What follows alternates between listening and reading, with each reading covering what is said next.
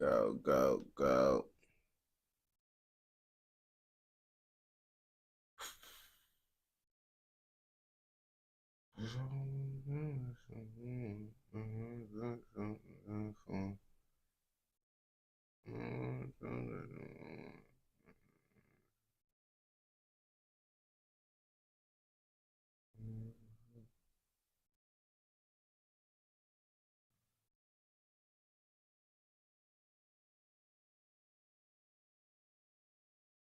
Testing, testing. 3, 2, 3, 3, 2, 3.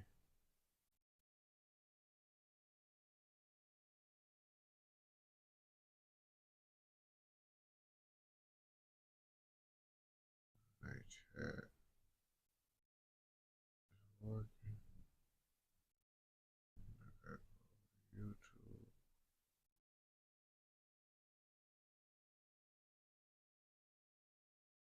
All right, now we got something that bit.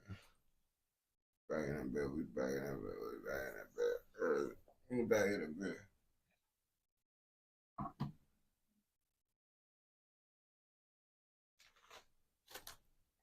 And where the fuck my weed at? My doty. Oh yeah, let me turn off these lights too.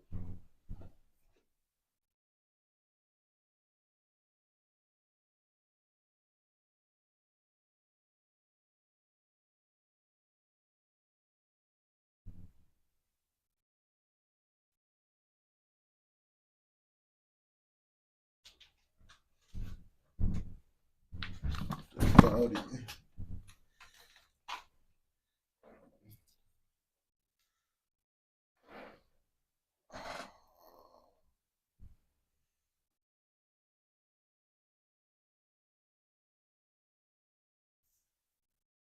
That doty, dope, dope, doty, dope, dope.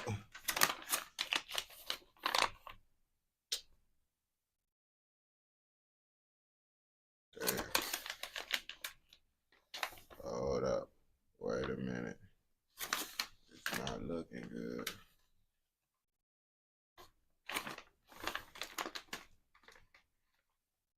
Yo, what's the word with it? Damn, man. This just shake at the bottom of this. Let's see.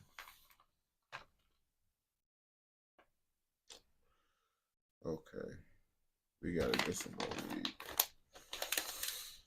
What strand did I smoke? What is this? This shake up in this. Shake up in this.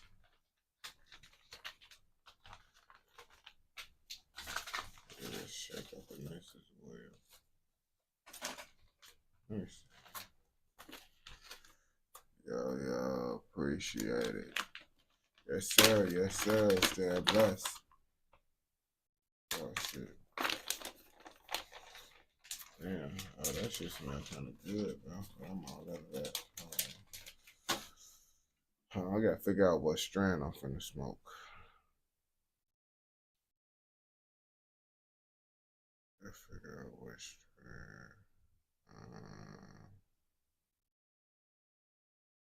I need a sativa. Let's see. The fuck is sativa?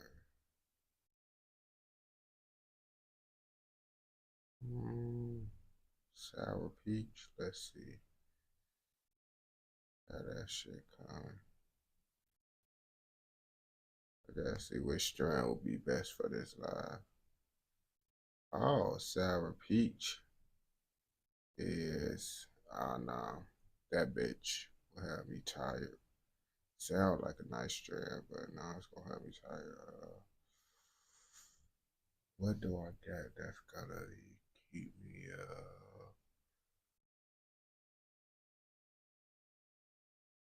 no, I ain't gonna do that one. Kinda, yeah, it'd be cool. It'd be kind of stressful. I'm trying to figure out what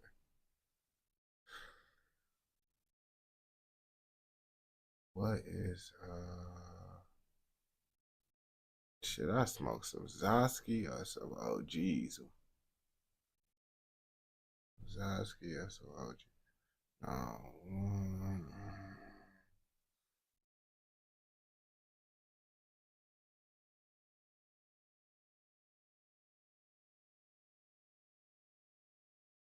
papaya punch. Let me see how that papaya punch hit. Papaya.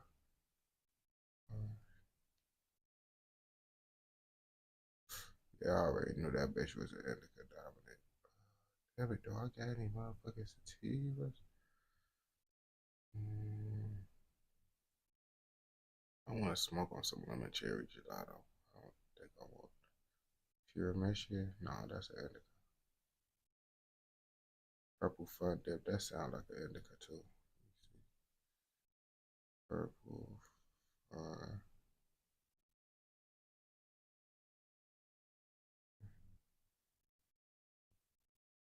Yes, sir.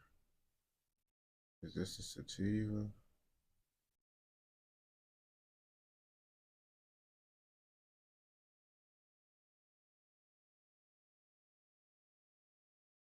Purple fun dip.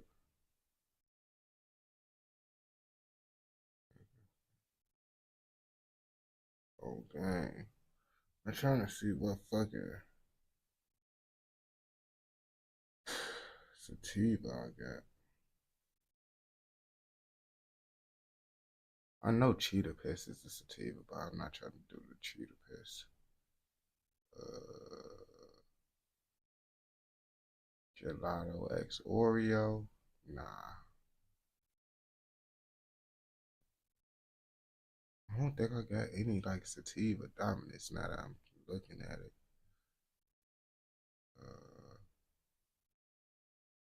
I might fuck with that sour peaches. That sour peaches is sounded pretty good. Cause I just was doing some mango tango. Sunday driver. Now that sound like that's something that ain't gonna cook. Frosty banana. Let me see. I think frosty banana down there indica.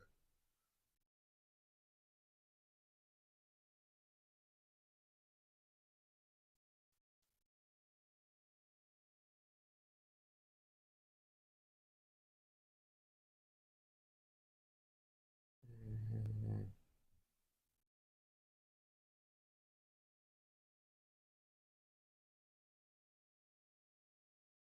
Sour peaches. It's more so like that shit is like a more indica dominant. Cause what I smoked already, cause really I go through like an ounce, but like I still gas up, but it's shaking. I don't be liking to deal with the shake at the bottom. I smoke lemon peel. Oh, that shit.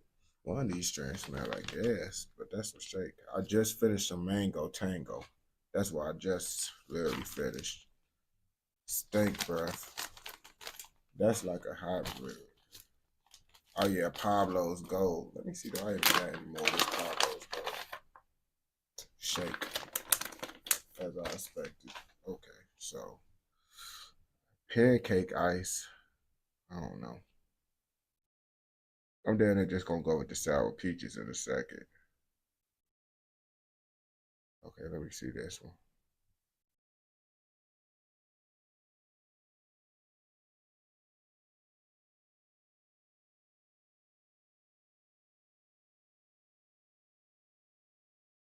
Yeah, yeah. Let me see this. I might just smoke some. I just don't be liking that shit to make me be like tired. Cause I got some shit to really make me go to sleep if I want. Okay.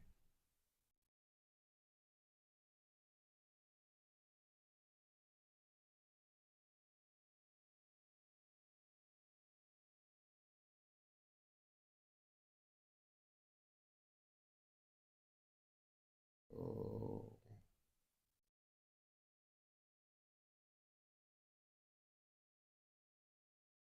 no. All these bitches motherfucking indica, bro. What the fuck? This shit. Okay. White truffles. If white truffles is, I don't think white truffles is a motherfucking sativa.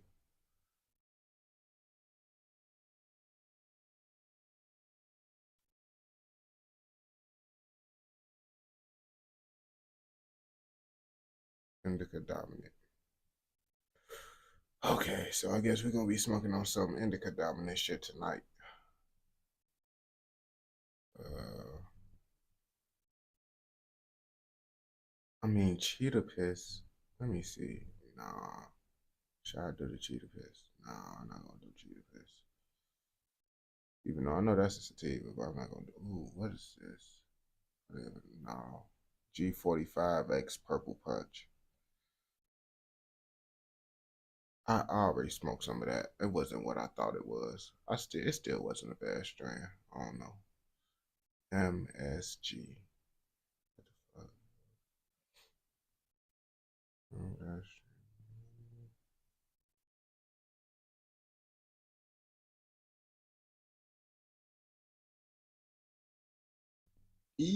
I think I found the one. Hey. Okay. MSG. This bitch help you feel energetic, creative, euphoria. Uh-huh. Yes, sir. Yes, sir. I was gonna say, man, oh my God, bro. I don't get. But this will say, oh no, that's styrofoam. Uh, yes, let's see. This will say, uh, but they say this one. Indica slash. This is indica slash sativa hybrid. But let's see what the people say about this shit. They say it's good.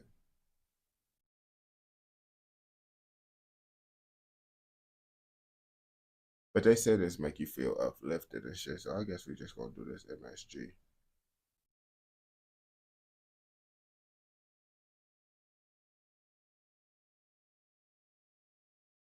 As your mind is lifted, super sedative, stony physical will take you into the couch.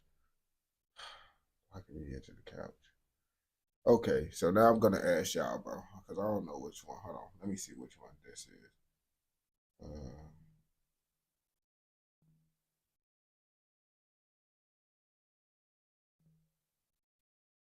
I don't know. Let me see what Sour Peaches said here.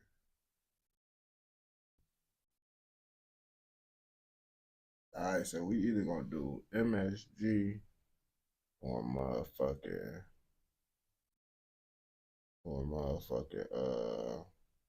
Sour Peaches.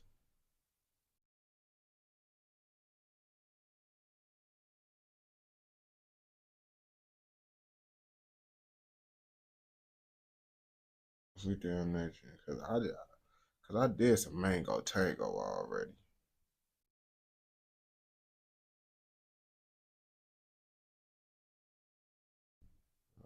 Uh-huh.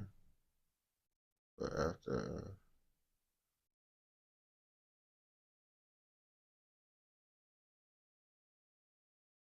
okay, I think we're gonna do this straight. Well, y'all think I should do MSG or Sour Peaches? That's what I'm down to decide. Which one should I do? I think I might do Sour Peaches because Sour Peaches is more of it's a 50-50 sativa, but 50-50 sativa, 50 indica. So it's half and half. This shit do say it help with talkative. Have you tried no, I haven't had either. But it don't really matter. I could try both right now if I really want to. Like everything that I just read is like something that like I get. You feel me?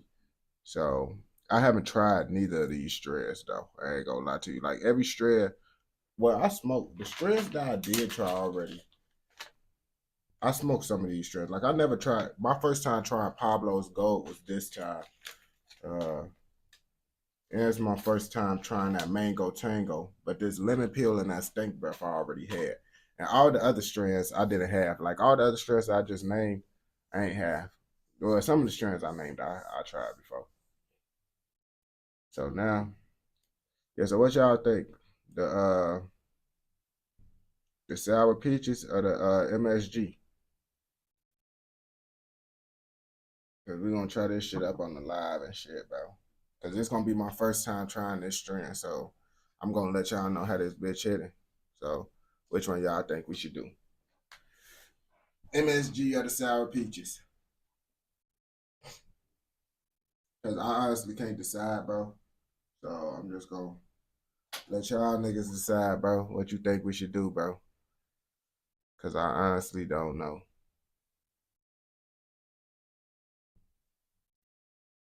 I say MSG, sour peaches be giving me PTSD. Sour peaches be giving you PTSD.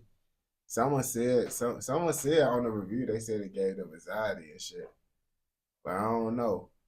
They said MSG is a little bit more. But I was thinking about trying MSG. Man, I damn near just do sour peaches. I don't know. You would damn near just do shit. I was thinking about doing both, but I don't like to just do both. I just like to smoke an ounce at a time and shit, and not like mix it up. So we damn near just gonna do. We'll probably just do MSG because I did a mango tango. I just did a fruit, so we gonna try another fruit later. Okay, we gonna do the MSG like you said. Hold on.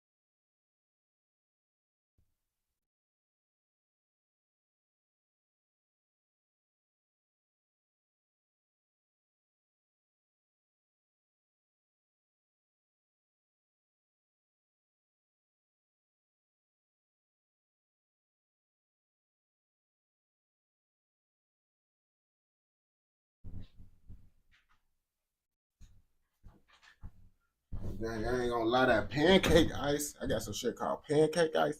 That shit was smelling good. I was just smelling a couple shits, seeing if it was that MSG. That shit was reeking. So you know what the fuck. I just got the MSG, but the sour the sour peaches is a higher percentage. Yo yo yo, the sour peaches is a higher percentage. Ooh, but this shit smell like it's reeking. What? I don't know how to smell. It's like sweet, grassy. Like I want to say grassy because it's not a grassy smell. I don't know how to explain this smell, but it don't. It smell good. Like the sour peaches smell sweet. But I be like, I low key don't want no more sweet shit because that mango tango was pretty sweet, and you know something. I was looking for low key more of a little earthy taste because the last time we had, I need to cool out, bro. I've been going through like a ounce like every motherfucking 5 days, bro. This shit is sad going through an ounce every 5 days. I need to stop this shit. But I just love to smoke, bro. And I love to try different strands, bro. Like That's what I be doing on live. Y'all finna see me try a new strand, literally on live. Normally, every time when I hop on live, I already tried like the strand. But this strand right here, I actually never tried a day in my life before. That's why I got this strand. Damn near every strand I got, lots of the strands is new, except for some of them I haven't tried before. I mean, some of them I had like permanent marker and all that shit. I got that, but that bitch do be hitting. Like that permanent marker, that shit gon' boom boom, and this shit, ooh, this shit break down good too. Like how it break down smooth and shit. When you break it down, you just smell the joy, and it's like soft, but they dense nuggets for sure. Yeah, but you know the phone. Okay, we finna how long and hey, y'all wanna chat? Okay. Who we finna try this new strand out?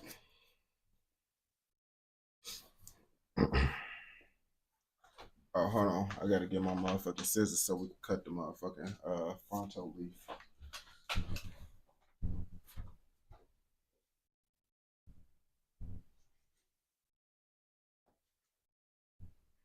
Boom, boom, pow, boom, boom, boom, boom, boom, pow, boom, boom, boom, boom, boom, boom, boom, boom, boom, pow.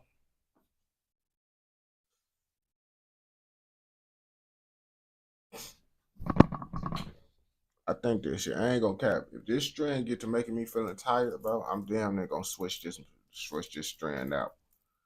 It depends, but lots of the time when I open up a new pack, bro, I really just finish it. Just try to see it through.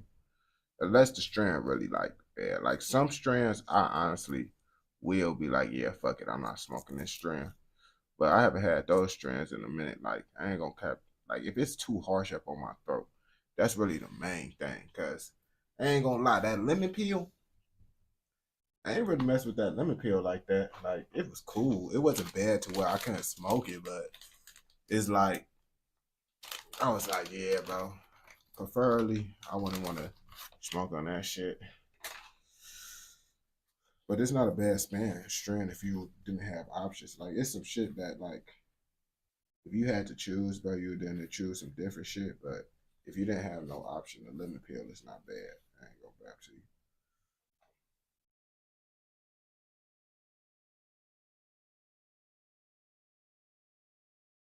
I wasn't even gonna hop on live, bro. At first, bro. All right, fuck it. I was just gonna chill and hop on later. Well, later today, like I normally do and shit. But then I was like, man, fuck it, bro. I be seeing these other motherfuckers on live and shit, and they don't be doing shit. And I be like, right now, I just was gonna smoke, and I be like, shit, fuck it, I'll hop on this bitch, bro. Cause at these times, bro, live be like hit or miss, bro. Especially like on weekdays and shit. Weekdays, live at this time, bro. My recommendation say really I'm supposed to be going live like around like 3. That's when most people active and all that shit. But literally just popped up in my recommendations. Yes, sir. Yes, sir. But yeah, man. We rolling up a late night. Damn, it's 9 a.m. out there. Damn, that shit crazy. So, and the times be weird. Yeah, cause all everybody damn near in American, bro, they ass sleep. I ain't gonna lie to you. Like all they ass down there sleep. Cause it's 3 a.m. Well, where I'm at, depending on where you at, like Florida is motherfucking like I think they 1 hour ahead of us. So it's like 4. Vegas, it's early in Vegas. Vegas like 2 hours behind. So Vegas, it's like 1 a.m. out there. Vegas, Cali and shit. So yeah, lots of motherfuckers be asleep. Like this be weird ass times, but these times that I really be up, and it's like I wasn't gonna do nothing. You feel me? I'm damn near I'm gonna do reactions and shit. But I just realized, fuck it. I don't really give a fuck about like the views to be like, you feel me? Like, oh yeah, they ain't gonna hop on because people ain't up. It's just man. I know sometimes it be boring. At this time when I'm just up talking and shit. Oh damn, it's 3 a.m. Yeah, that shit crazy. Oh yes, sir. You see in the video. I got some videos coming. Literally a video. I got a video from Netherlands. That bitch literally scheduled to be posted at 4 a.m. Then I got another Canada video. That bitch scheduled for 8 a.m. On game, bro. We just tried a new strand. Y'all wasn't up in this bitch, but I had the people ask me which strand I should try. We was decided between MSG and sour peaches. I never had neither one of the strands, so but they decided MSG. So that's what we try right now. This gonna be the first time trying it. You feel me? Wait, okay, huh? I gotta go get my lighter though.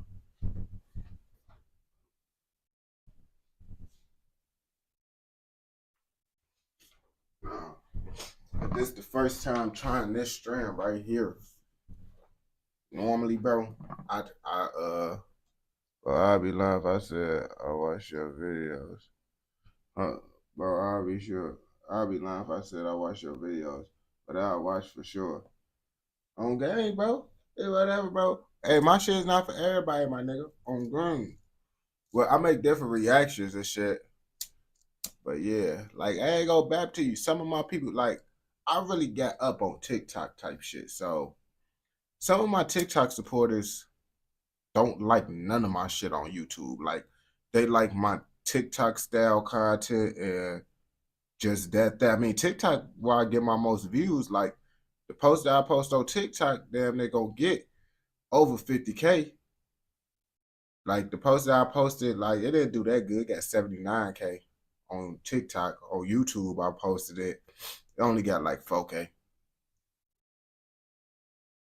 Only locked in. On game, yes sir. Yeah, but lots of motherfuckers on me phone. Oh damn, this bitch. It got a more earthier taste. This is why low key was looking for, cause the mango tango, that bitch was a little bit too fruity. Okay. Ain't on TikTok. Yeah, people TikTok, bro. I didn't never expect me to be on TikTok. It just all happened, bro. And I'm happy that it happened. If TikTok get big, I'm okay with it. Don't smoke, no strafe, no smoke crack. Nah, bro. I don't be doing that around here. I ain't gonna bap to you, bro. No straight. I ain't gonna bap. I don't know, bro.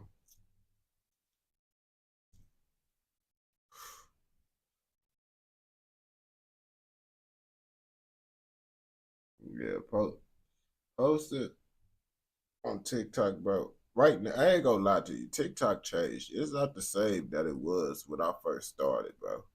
That's for sure. Like they made it way more harder. But YouTube Shorts did the same shit, bro. Like it's way more harder to do TikTok now. That's why you see lots of creators and shit, bro. They has got hella followers, not getting no views for real, bro. TikTok got harder. They ain't just. I actually at one point, bro, I didn't really have to do nothing for real to get views on TikTok. Now I actually gotta do stuff. Like I do stuff, but it was to the point I could just motherfucking answer just a question and then get a whole bunch of views. Now I gotta actually do full on videos to get views. Sometimes it go up. Like I make videos about my dogs or some shit. Like my haircut videos always go up on TikTok. But I got real life do shit like this shit. And they really like nigga shit up on this bitch too. I try to do something different on TikTok. They ain't fucking with it. I try to do some shit about actors. You see this what I got 8K. That's why I try to do some shit different. And then they wonder why I do the same shit. Well, not the same type of videos, but the same style of content about the same shit because that's what's gonna get the money on.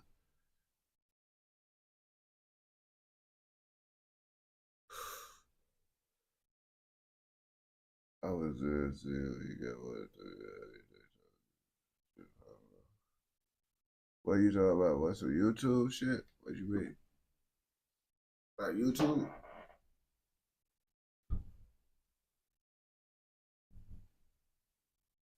Yeah, this shit hit. This shit hit. I fucks with it. Yo, my boy. I fucks with it. This strand Goku. Well, I don't know for sure yet because it haven't been like 30 minutes yet. I wouldn't want to change your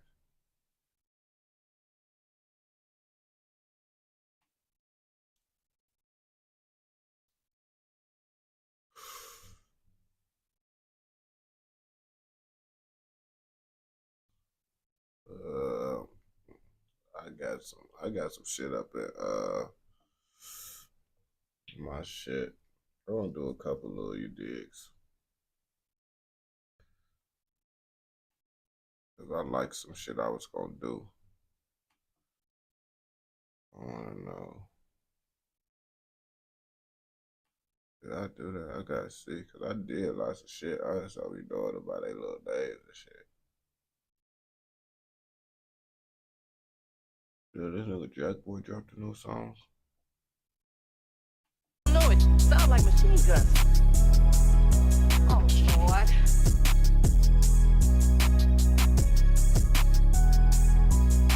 I bullets.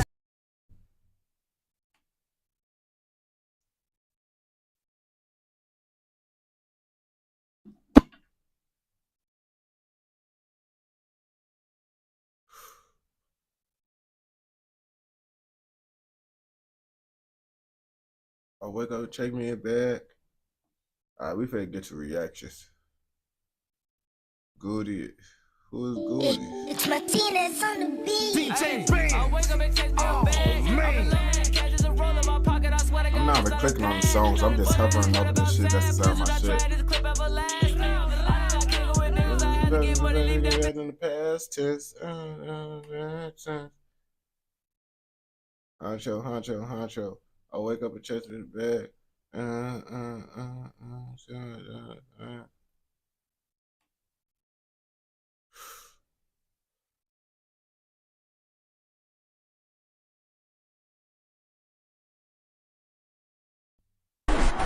Developing.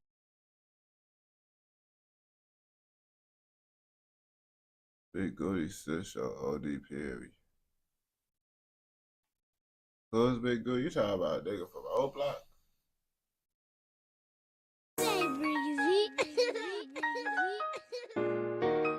I just gotta listen to this one song. Now, after I listen to this one song, we gonna start reactions. I like this song. Bitch, you know I hate this. Look, I don't be tripping and fighting and stressed about none of these bitches. I know they ain't mine. She a little freaky little bitch. She cute in the face. When I fuck, I be taking my time. Why you be hating? Why you talk down on me, nigga? You tripping? We all wanna shine. I'm from that bottom. You know how we rockin' that south, so be careful you crossing that line. How you gon' cancel a nigga who don't give a fuck about who say they like me or not? My bitch tripping and they ain't got time today, so I had to go buy me a watch. I just told that bitch when we go out, bitch, don't posting my drop. Nigga be plotting and watching it, chicken and waffles can't go out like PNB Rock. Yeah, you the flyest nigga in the room if I ain't in it. I was always late to school, but in the streets I had perfect attendance. Bitch, I'm a savage like Metal the Menace, but I ain't gon' never kill none of my niggas. You know how I'm living. Run to that money as long as they print it, bitch, I'ma go get it. Yeah, stepping on niggas and makes them more jealous. She wanna fuck them a little. Mama say, boy, you a hell of a fella. I be applying that pressure. I saw my teeth, now I'm changing the weather. You know I'm hot like the devil. Love all my niggas, we dying together. Told my little nigga I got him forever. Yeah, fuck it. Turn up, hold up. Boy, he pushing that weak ass car. Go, yeah, yeah. I'm finna go back and watch this. Yo. Let's go. Stepping on shit, I ain't trying to debate. Catch me about it and step out of state. Remember we used to be broke as a bitch. Look at us not eating lobster and steak. Go get some money, it's never too late. Know you got time, it ain't never a race. Watch what you say, you could die for that shit. Catch me up, that's a hell of a day. Yeah.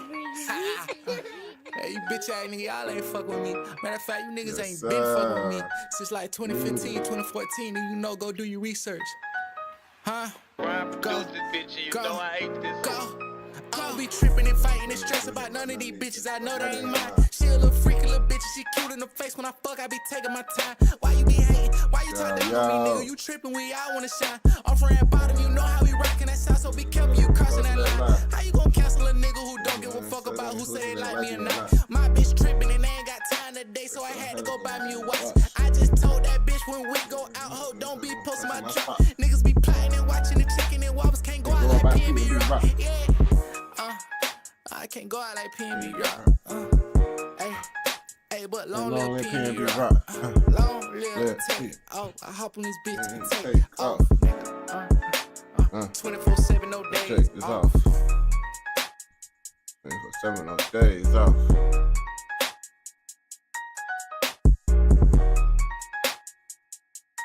D. Watkins, hell of a fella. Who said they like me or not?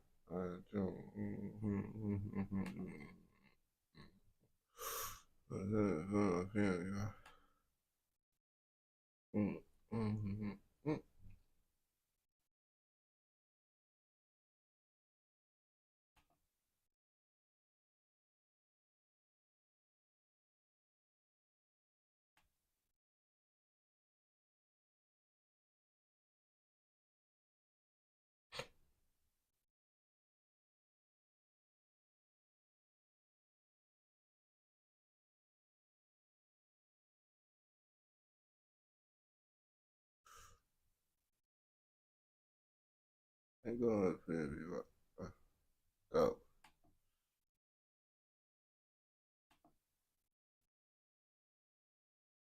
This bitch and take off.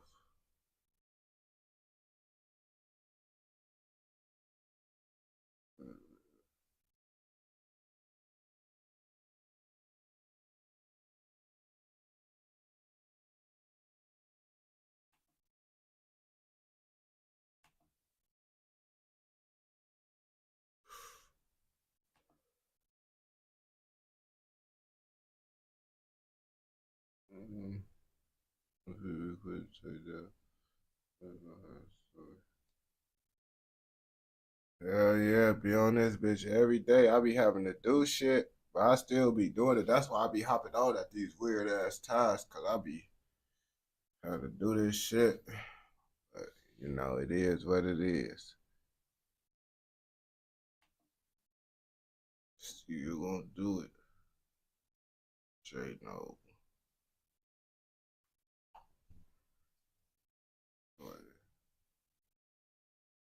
Yeah. Hell yeah, the shit be crazy, bro. Yeah, it just be fuck it. I be like, I'm gonna go on live. I just don't be knowing when. But I know I got to go on live and do it. You feel me? Got to. I don't feel right if I don't go live. Okay. Yes, sir. Yeah, I'm going up on YouTube. I really tweaked focusing on TikTok, but TikTok really helped me out. I feel like TikTok, it helped like prepare you for the shit, you feel me? Let's see.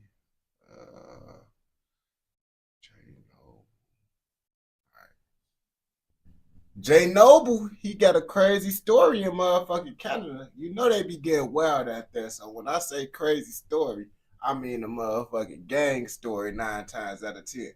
You don't believe me? Come on, watch this motherfucking video so you can figure out how the fuck they go down in motherfucking Toronto. Hamilton police officer is among the 35 people arrested this week in what's being called Project Pharaoh. It's your boy Jay Noble, we here. Look back. Jermaine Dudley, accused of ordering the murder, laughed as he was led away in handcuffs. Yeah, these motherfuckers out here be starstruck. See us in the streets, they do nothing but pause. Look, yeah, we the ones that you've been hearing about. Beef and we air you out. Birdies flying out. Oh, here, shit. Okay.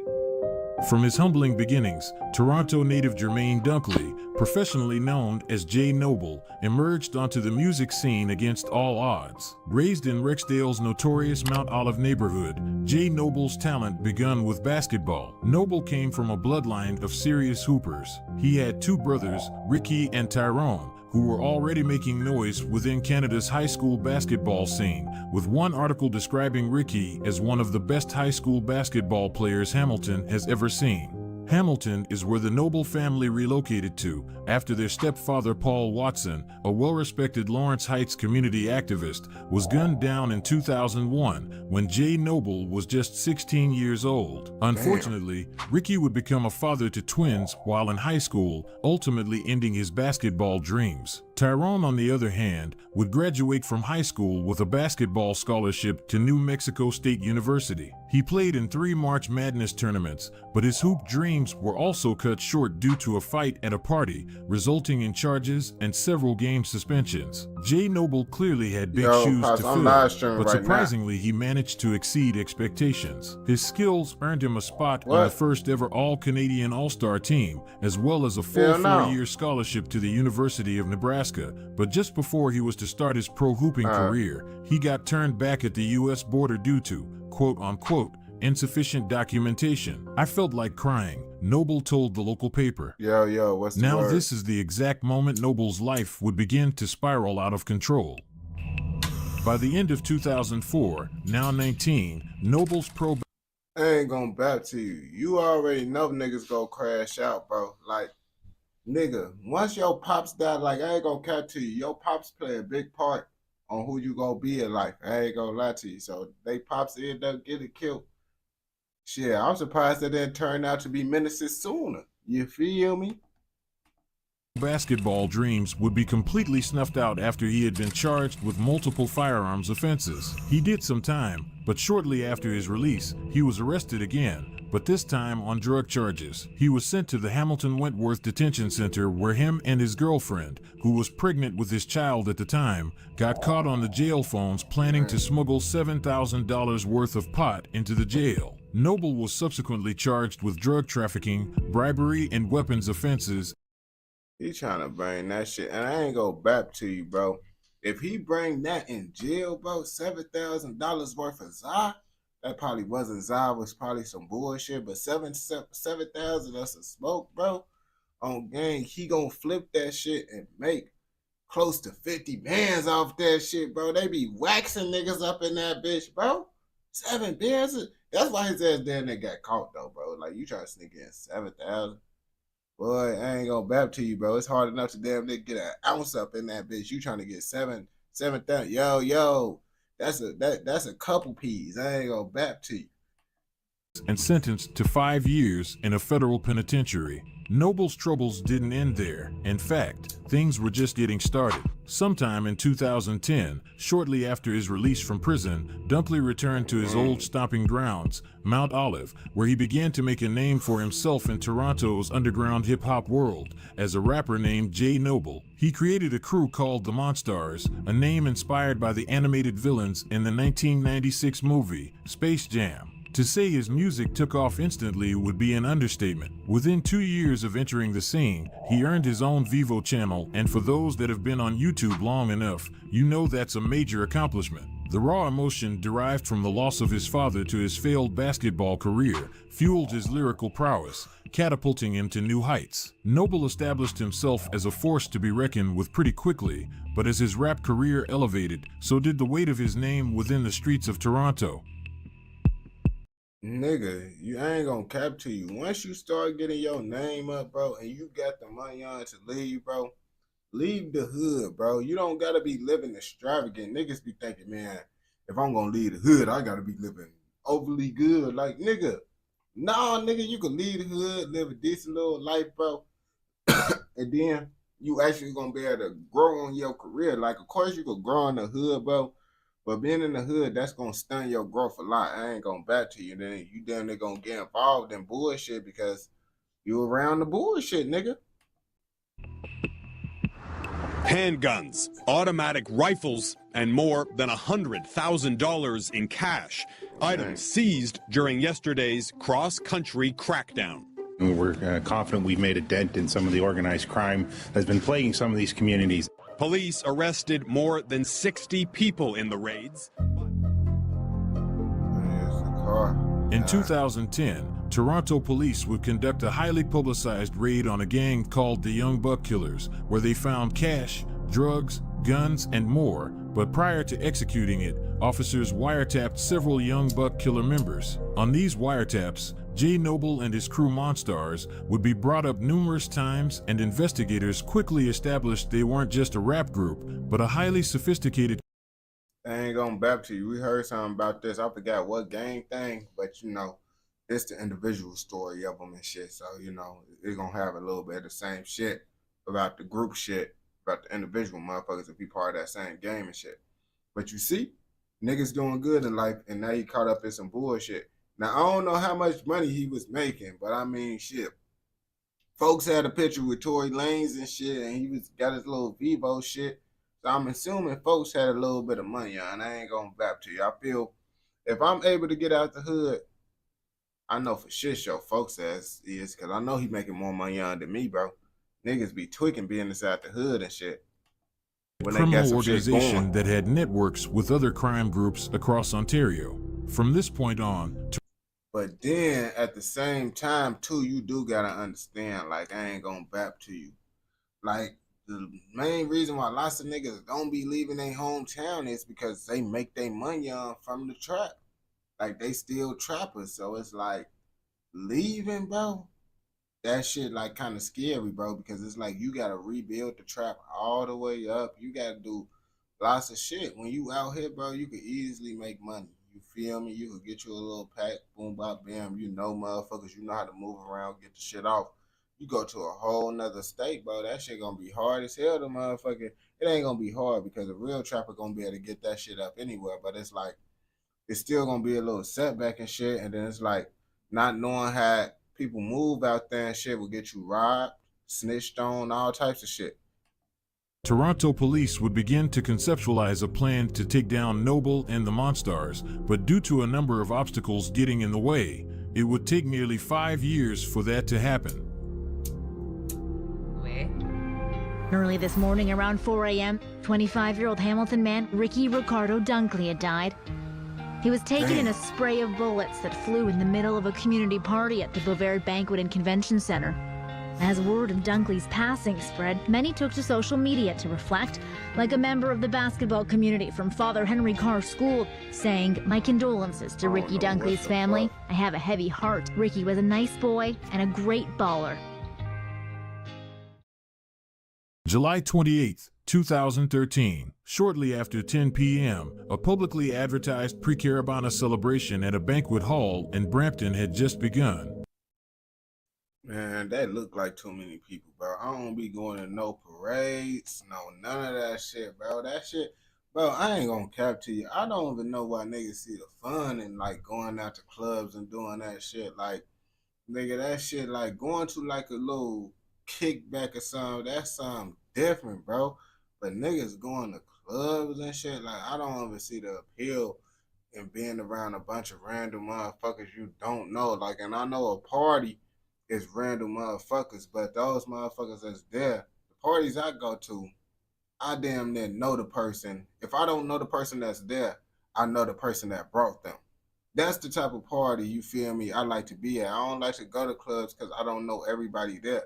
And really, preferably, I like to go to parties where I know everybody there, you feel me? I don't like to have random motherfuckers and shit. More not, boy, it's more guns in public, bro. Gang, fuck that shit, boy. Motherfuckers be tweaking, bro. I ain't gonna back to you. Every time when I go out to some public shit, bro, niggas be tweaking. I ain't gonna lie to you. If it's like some shit like this, if you go DT, them little niggas be tweaking DT. The party included a live DJ with celebrants from cities all over the GTA, and at its peak, police believe there was as many as 300 people in attendance. Unfortunately, celebrations would be cut short when multiple gunshots went off. Several 911 calls were made from inside the banquet hall, with some callers indicating shots were still being fired as they spoke to the dispatcher. When paramedics arrived at the hall, they found Jay Noble's brother, 25-year-old Ricky Dunkley, shot in the chest and without vital signs. He was pronounced dead at the scene. He was shot inside the banquet hall after an apparent disagreement with a man by the name of Rico Gale, a reputable gang member from the Lane, which is based out of the south side of Jane and Finch. You see, bro? That's what happened, because you see, when there's a whole bunch of drunk niggas in one spot, bro, it's bound to be an altercation, bro. Now, how bad that altercation go depends on how much a motherfucker control themselves when they off that hen dog, you feel me? How emotionally unstable the motherfucker is. But it's like, if a motherfucker got a blick, you can easily get your life ended over a motherfucking simple argument. That's why I don't like to go to clubs, because it's like, you can't bring your gun. Like, you can get your club up in there if you can get your gun up in there if you know certain motherfuckers. But it's like, boy, if you were able to get your pipe up in there, other motherfuckers able to get their pipe up in there, bro. Don't think you the only motherfucker that could just get your pipe up in the club, bro.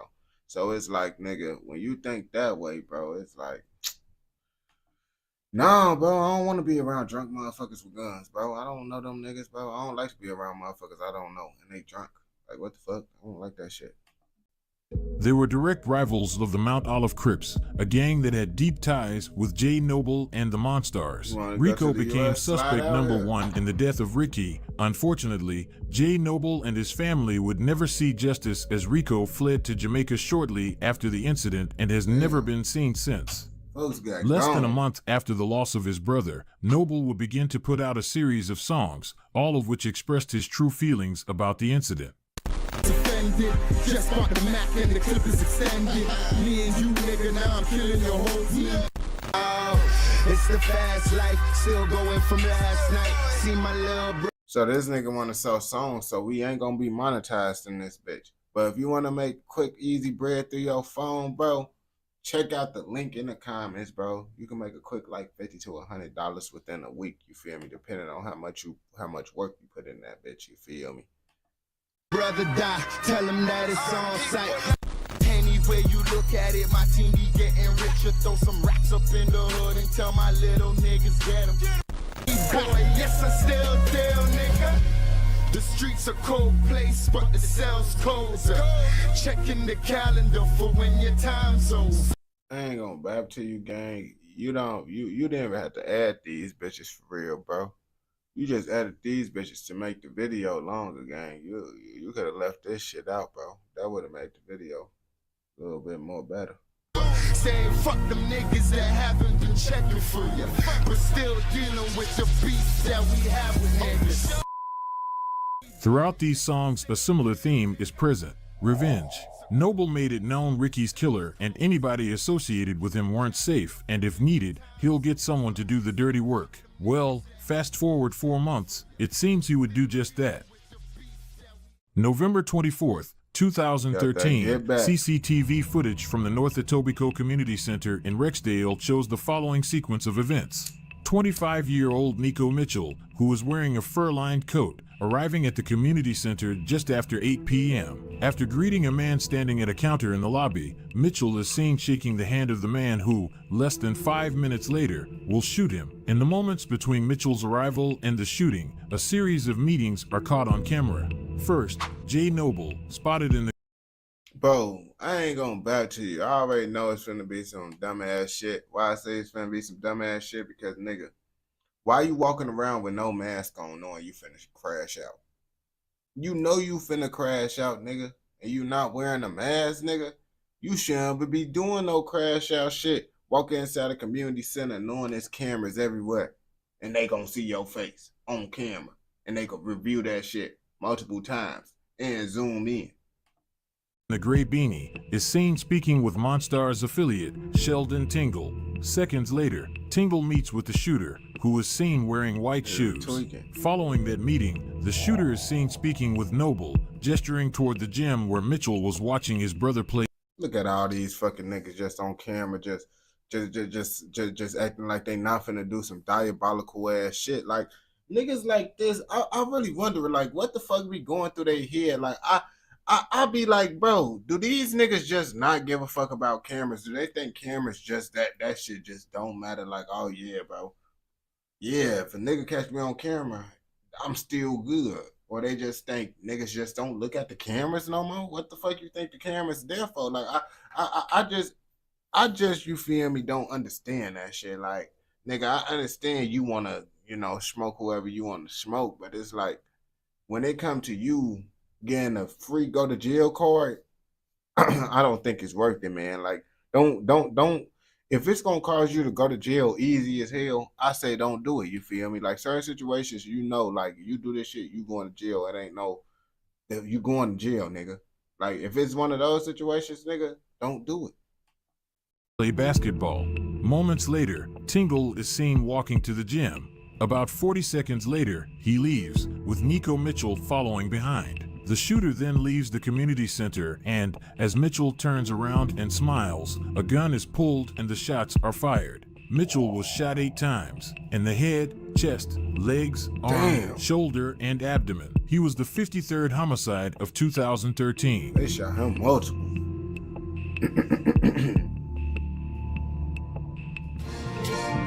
2 months later.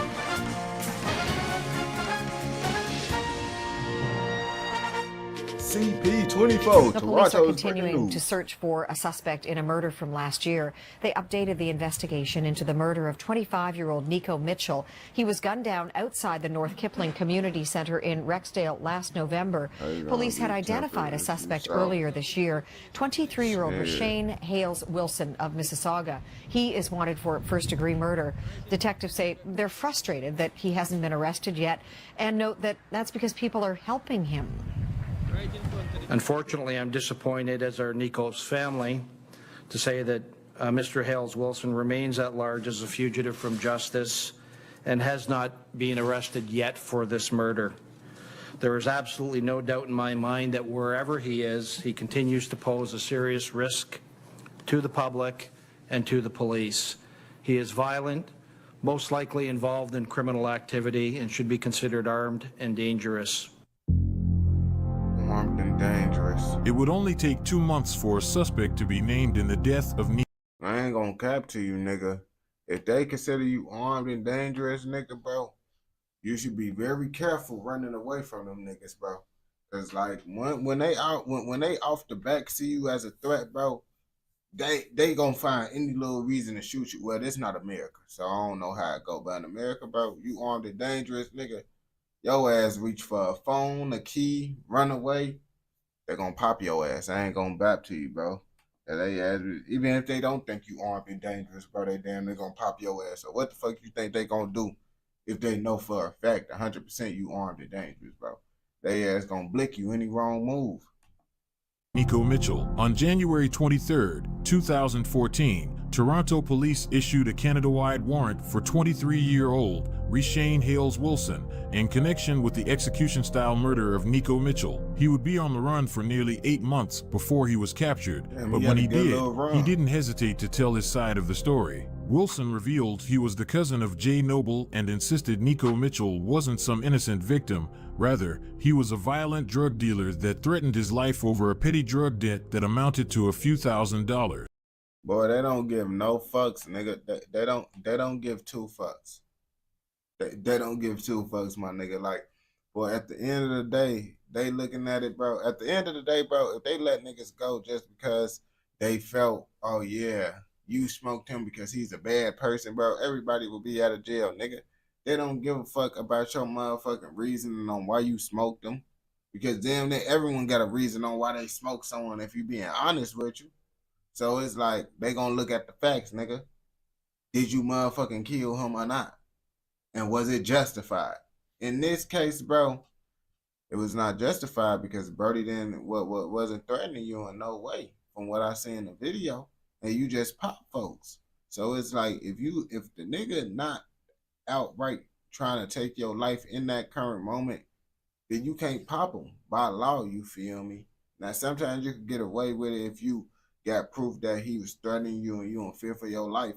But 9 times out of 10, if they not outright trying to motherfucking smoke you, bro, your ass is going to jail, bro. So all this shit that his ass telling them, bro, don't matter. None of this shit really matter. I ain't gonna bap to you.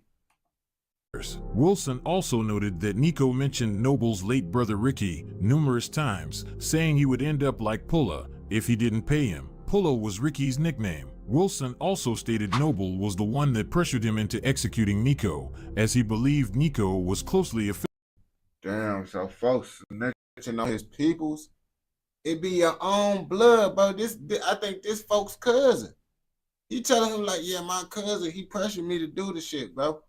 That's why what? Y'all niggas need to stop paying motherfuckers to do shit, bro. If you can't do the shit yourself, you don't need to be paying nobody to do it, bro. Because if they get caught, they damn near gonna snitch, because it's like, bro, they ass damn near didn't even want to do that shit. They ass was just trying to get money and shit. I ain't gonna bap to you. Affiliated with Rico Gale, the man wanted in the murder of his brother Ricky. It is important to note that there is evidence suggesting Nico was at the party the day Ricky was killed, even associating with Rico moments before shots rang out. At this point, Toronto police would begin to wiretap the devices of several Monstars members in hopes of gathering evidence against Noble and his crew. For nearly a year, a wide variety of evidence was obtained, and what investigators managed to decipher was shocking, to say the least. It was confirmed that Jay Noble and the Monstars were involved in a confirmed 44 violent incidents across Toronto beginning in 2011, including the infamous running gun battle in Mount Olive that later continued in front of Etobicoke General Hospital. Hey, if you think about it, these niggas was actually doing pretty good, bro. The only reason why these niggas caught is because the nigga wanted to snitch. But that's why I'm done. That's falls on them. That's Jay Noble fault for hiring someone. Like, he probably thought, yeah, that's my cousin, bro. That's my people. He ain't gonna, boy, they gonna tell on you if you get caught. The shit all sound good and shit until a nigga get caught. That's when shit go wrong. It's an all too familiar scene in Rexdale in Toronto's North End. A mass of police cars, residents peering out from behind their closed doors, and paramedics tending to the wounded. Police say 4 gunmen drove up to the housing complex and opened fire, wounding 3. It's definitely brazen, and it is alarming. But it's what happened next that left even police stunned. The alleged shooters followed their targets to the hospital and once again opened fire, wounding a... These niggas is trying to they is trying to smoke them, bro.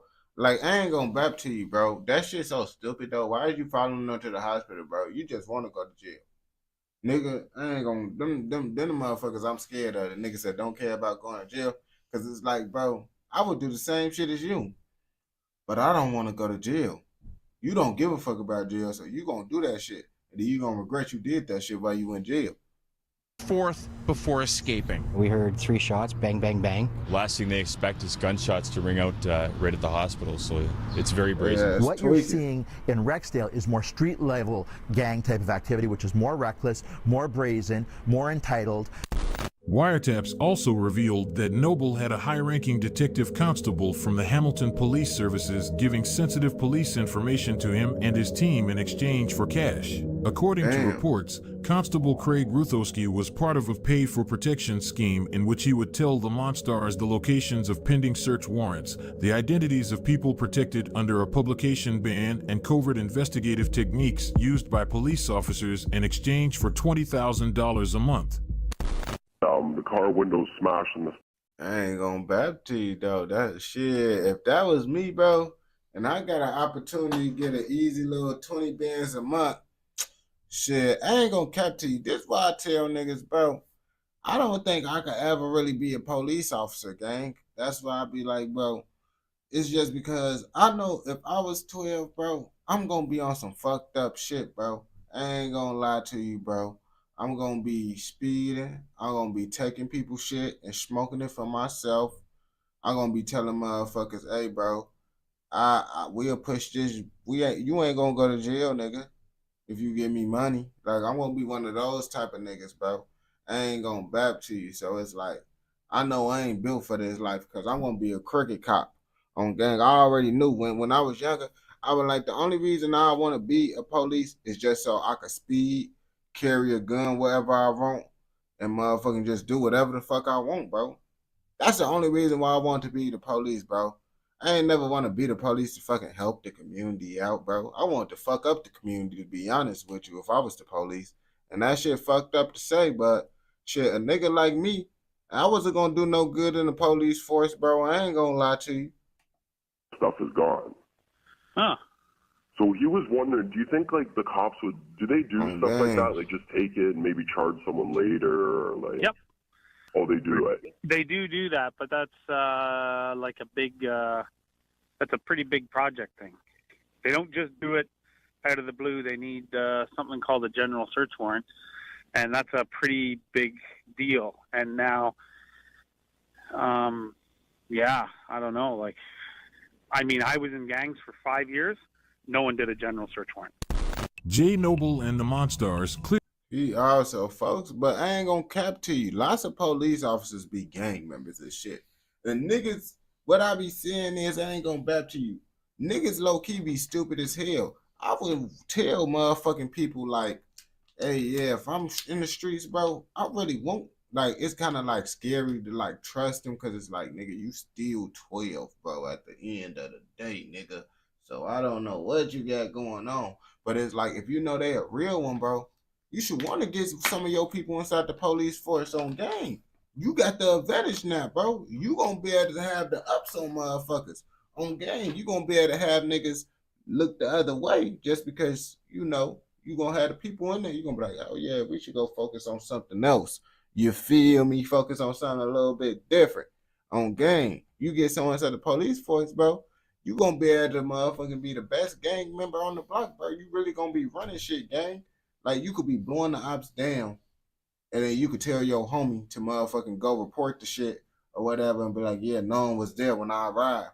No one niggas was there. On gang, bro. You could be doing all types of diabolical shit, bro.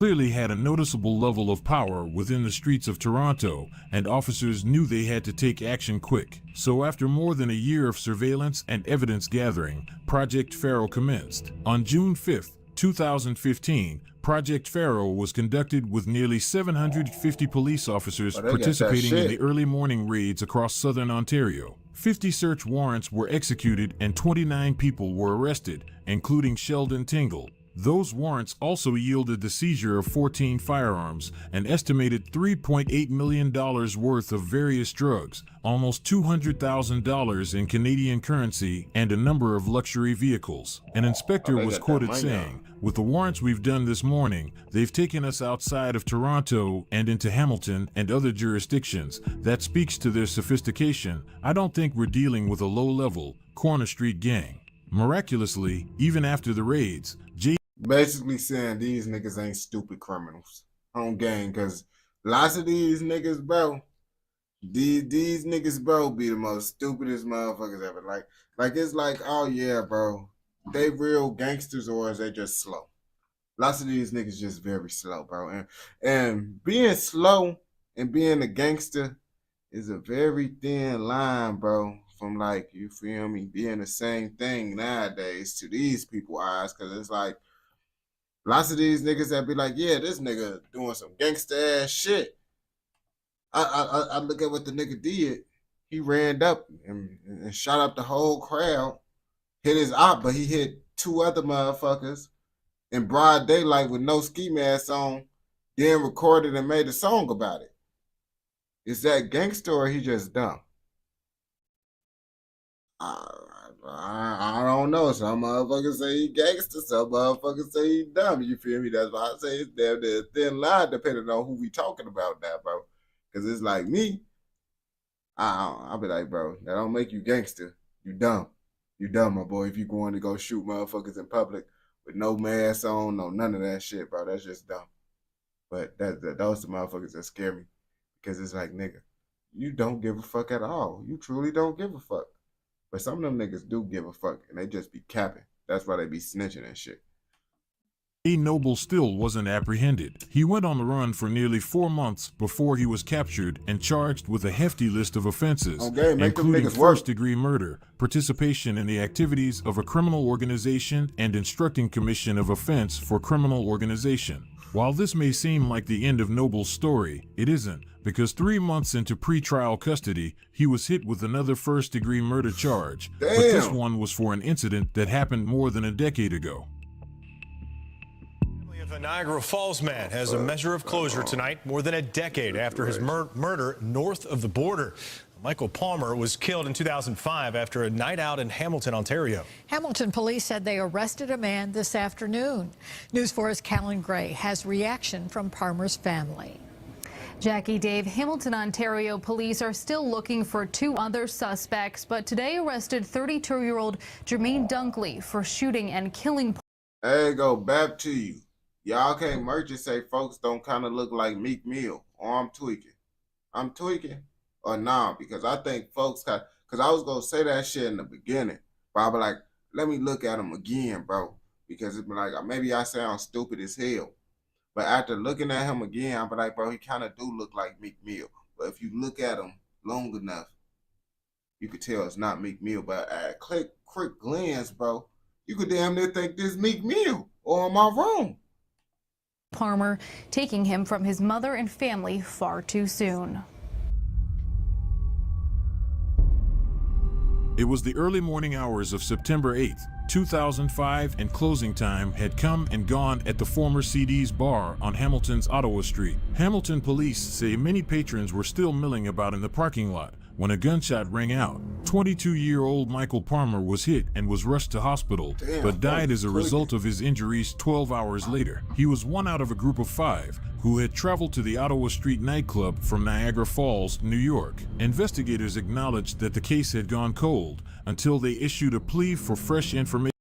Damn, so he came to that bitch from, he was on vacation or some shit? He said Niagara Falls or some shit, bro. How the fuck a nigga from Niagara Falls? Or that probably might be a name or something. You know a nigga slow in this bitch. I ain't finna sit here and act like I know shit, bro. Because I tell y'all niggas, bro, I don't be knowing that shit. We realized I was kind of slow when niggas told me to name 10 countries, bro. And I feel better about myself there because I told my homies to name 10 countries since they thought they were smart. And they couldn't name 10 countries either. So I'm like, hi, y'all stupid too. Back in August of 2017, as the unsolved murder was nearing its 12-year anniversary. Out of nowhere, a woman, whose name is protected under the publication ban, came forward with information implicating Jay Noble as the gunman behind Michael Palmer's death. As a result, Noble was swiftly charged with first-degree murder. Damn. Fast forward a year. Trial would begin. The Crown theorized that Jay Noble and some of his friends attended CD's bar that night. After the club closed, the Crown submits that Noble and his friends socialized in the nearby parking lot where Michael, his friends, and other clubgoers were also socializing. They went on further, saying Michael and or his friends annoyed Noble either because of their presence or because Michael had been flirting with a woman whom the Crown alleges was Jay Noble's girlfriend. Yeah, you know, niggas be emotional and shit. I ain't gonna bap to you. I don't even be tripping, bro, on gang. Like, I don't trip. A nigga try to talk to my bitch, bro. I see how it play out, bro, on gang. You that peep it. She entertaining that shit. Just leave the bitch with him on gang. Now, if she tell the nigga get the fuck on, now you gotta get on his ass now because now he disrespecting you, bro. But you gotta wait and see how it play out, bro. Because you gotta see if she entertaining the shit, bro. Because if she entertaining the shit, and listen, I feel like, bro, if your bitch just by herself, bro, and you not around, bro, you nowhere to be seen, bro, you somewhere trying to do some shit, and a nigga walk up to your bitch, bro, that ain't really disrespectful, bro. Because a nigga gonna try to talk to your bitch, bro. But if you right next to your bitch, bro, and he just try to talk to your bitch, then that's some disrespectful ass shit. You feel me? Or if a nigga like a nigga gotta be like, yo, bro, this your shorty? Cause you know sometimes niggas just be with girls and be they little you dig. You feel me? You tell him that's your little you dig, you get the fuck on. His ass try to tweak. Now you gotta get on his ass now. In turn, this motivated Noble to shoot Michael in the eye with a handgun. Keep in mind, the Crown's theory is solely dependent on the unnamed informant, who the judge says has a dishonest character with a motive to lie and also has a lengthy criminal record. The judge also made note that her statements over the course of the interrogation has evolved over time, indicating she may have been coached by police officers handling the case, including disgraced constable Craig Ruthowski. Watching the proceeding from a video room at the Hamilton jail and wearing an orange jumpsuit, mask hanging below his chin, Jay Noble broke into a wide smile and laughed after the judge reached his conclusion. He was acquitted of all charges, but his legal troubles still weren't over. The Nico Mitchell trial would commence shortly after, with the Crown this time providing an absurd amount of evidence ranging from CCTV to wiretaps, all of which implicated Jay Noble in Nico's death. The wiretaps were the most damning piece of evidence, however, since it provided several missing links to the case and revealed how Jay Noble truly felt about Nico. In one intercepted call between Noble's mother and her friends, she can be heard expressing that her anger is so intense that she would kill Sislak, who she strongly believed was responsible for Ricky's death. "It's due time for my kid," she said. In another intercepted call, this time between her and Jay Noble, Noble can be heard loudly disagreeing with the belief Sislak had any involvement in the death of Ricky. Instead, he vehemently insisted it was Rico Gale and Nico Mitchell. Wiretaps also revealed Jay Noble's baby mother had the mom motherfucking with the shits, bro. The mom with the shits, bro, on game. That's why they crashing out. Commented on a social media commemorative Instagram picture of Nico Mitchell by posting 2 kissing emojis and 2 fist bumps. Soon after, niggas be doing that shit, bro. That shit be so diabolical, bro. Cause you know in Chicago they got the little legal health firm or whatever. And that's where they just post all the people that get killed and shit. So, you know, niggas be up on that bitch, bro. It's like, if you from Chicago, you damn near follow that shit on the book, you feel me? Just to see, you feel me, who died and shit today. And it's like, shit, you would see the comments and shit, niggas just be up in that bitch, putting laughing emojis, putting all types of shit, bro. I be like, boy, y'all ass just don't get no fucks no more, bro. They damn near use this shit against y'all niggas nowadays. They use anything against niggas. Investigators intercepted telephone calls between her and Jay Noble, where he threatened her with violence because of what he considered were supportive comments for the deceased Mitchell on the memorial page. In their conversation, Noble indicated that Mitchell was the one who pointed out his brother to the shooter. Noble went on further stating that he considered her to be a traitor to him and his family, and that when he saw her again, he would quote-unquote slap her up. To fully rest their case, the Crown presented 10 of Jay Noble's own songs, all of which were made after the death of his brother Ricky. They even provided unreleased songs that were stored in his phone, which was seized after his arrest. The Crown submitted that the lyrics present Jay Noble as a man willing to go above and beyond to avenge his late brother. They went even further, pointing to certain songs where they believe he is making direct claims, insisting he would hire someone to assassinate whoever pulled the trigger on his brother. And according to the Crown, that's exactly what he did. He got his cousin, Reshane Hales Wilson, to do the dirty work. On intercepted wiretaps, Noble is even heard creating a plan for him to evade authorities after he did it. Fortunately for investigators, they managed to capture him before he executed. Bro is just trying to send his peoples clean off, bro. I'm be like, bro, if that's your cousin or whatever, how come you just didn't find a nigga on the street to do that shit? Or unless your ass was probably thinking like, yeah, if I get my cousin, then you know, folks ass, he ain't gonna tell on me. That's what he probably was thinking. Cause I'm like, bro, you really bogus as hell. You sending your cousin clean off, bro. Why don't you do that shit? Cause you know that shit goofy as hell, bro. Niggas ain't trying to go to jail. Executed on those plans. Been found guilty of first-degree murder and revenge in Nico. Reshane Hales Wilson was sentenced to life without parole for 25. He appealed to 2022. Jonathan was acquitted of all charges. Damn, 12 years and a half in federal. Damn. Was sentenced to life without parole for 25 years for ordering the damn. That shit was crazy, folks. They ass got cooked. They got to cooking everybody in that bitch, bro. They don't be fucking around out there in Canada, bro. Y'all see they be What that mean, bro? That mean belt to ass if you ain't know. BTA, nigga. Fuck is you talking about, man? But you know what else I'm finna say, man? Don't forget to check out the comments if you're trying to make easy bread through your phone. And if you watch this shit all the way through, I know your ass fucking with another motherfucking video. So go ahead and go watch another motherfucking video. Don't forget, like, comment, subscribe, and what? Turn on post notifications so you never miss out on any content like this. Go! Let's go.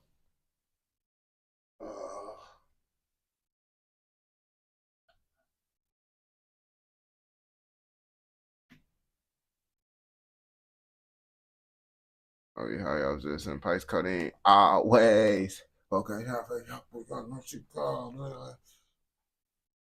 Fred on the code 30, he get thing to there. That's your thing to there. Man, so cause I know when I reach in there, that's sitting on another 10 on there. I don't understand how to figure. I'm telling me I'm on it.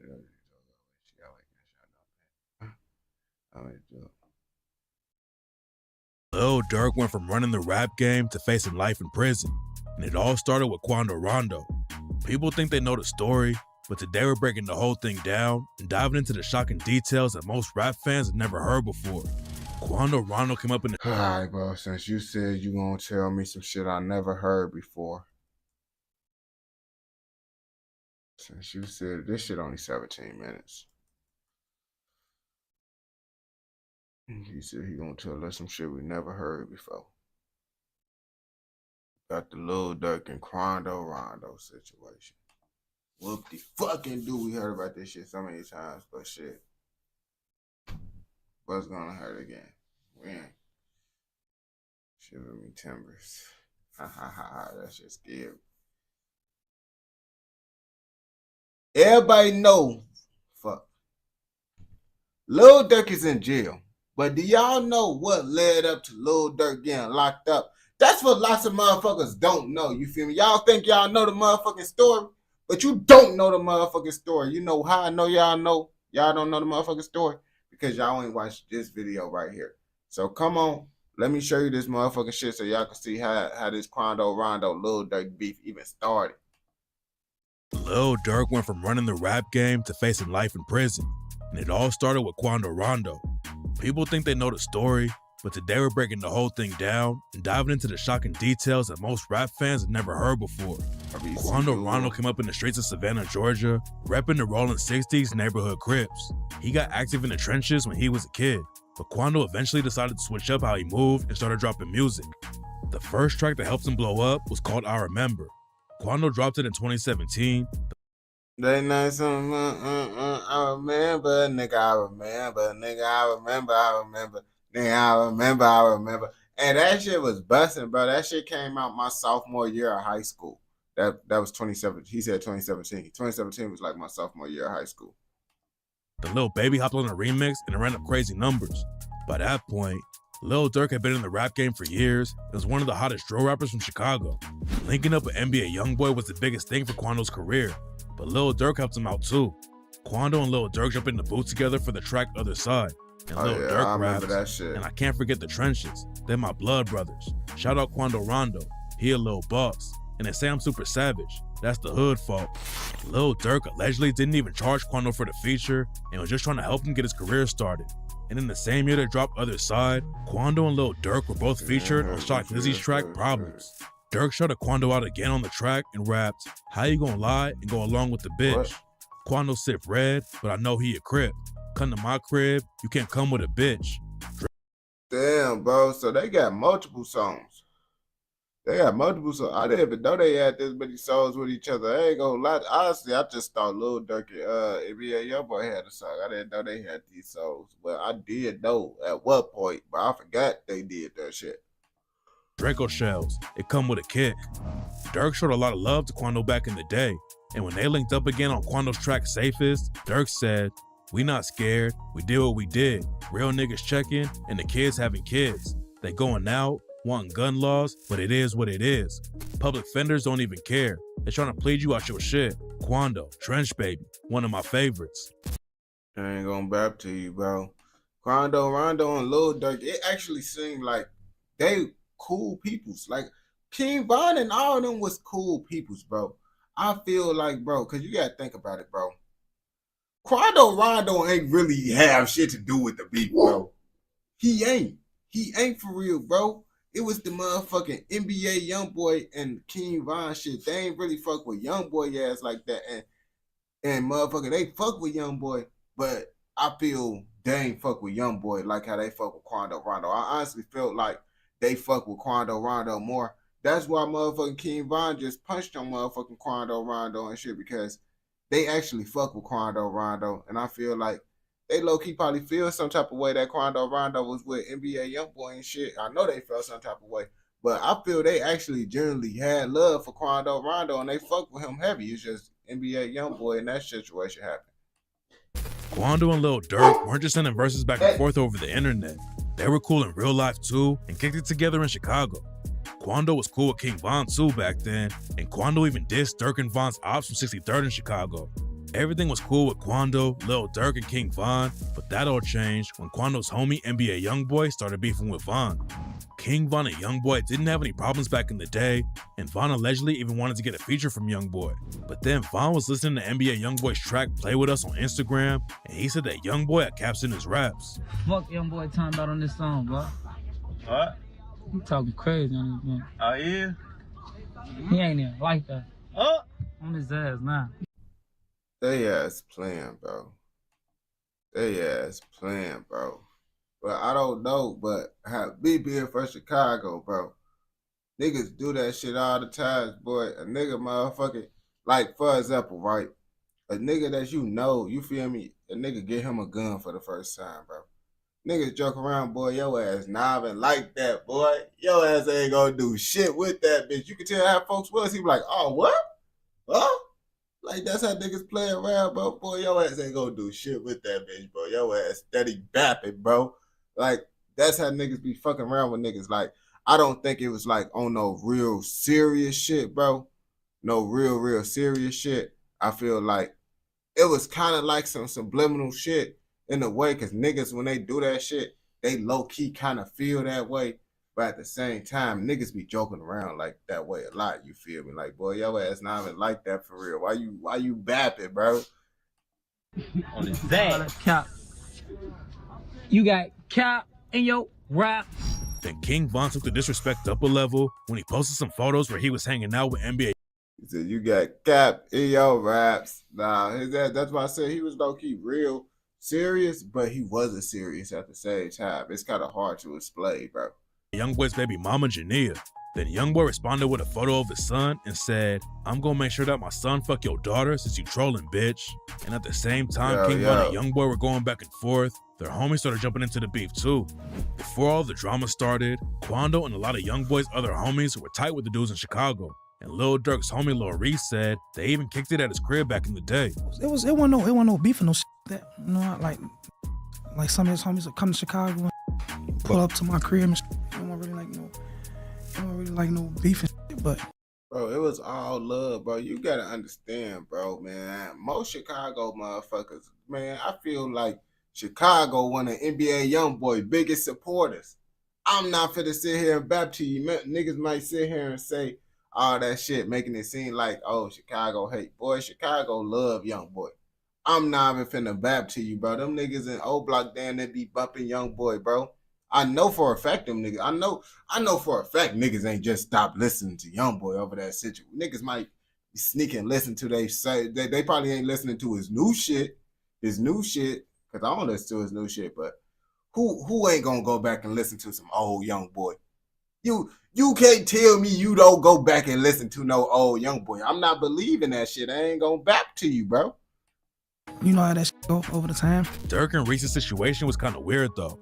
Durk and Reese both came up on the south side of Chicago repping the Black Disciples, and rumors say that Durk is the one who helped spark the war with the GDs when he dropped the track L's Anthem and rapped, Brick Squad, I say fuck him. Wooga World with him, so fuck him. I'm in these streets, no duck. You said he started the war. I would not say Lil Durk started the war. I mean, the reason why Lil Durk is saying those things in the motherfucking song is because there already was a war fucking going on.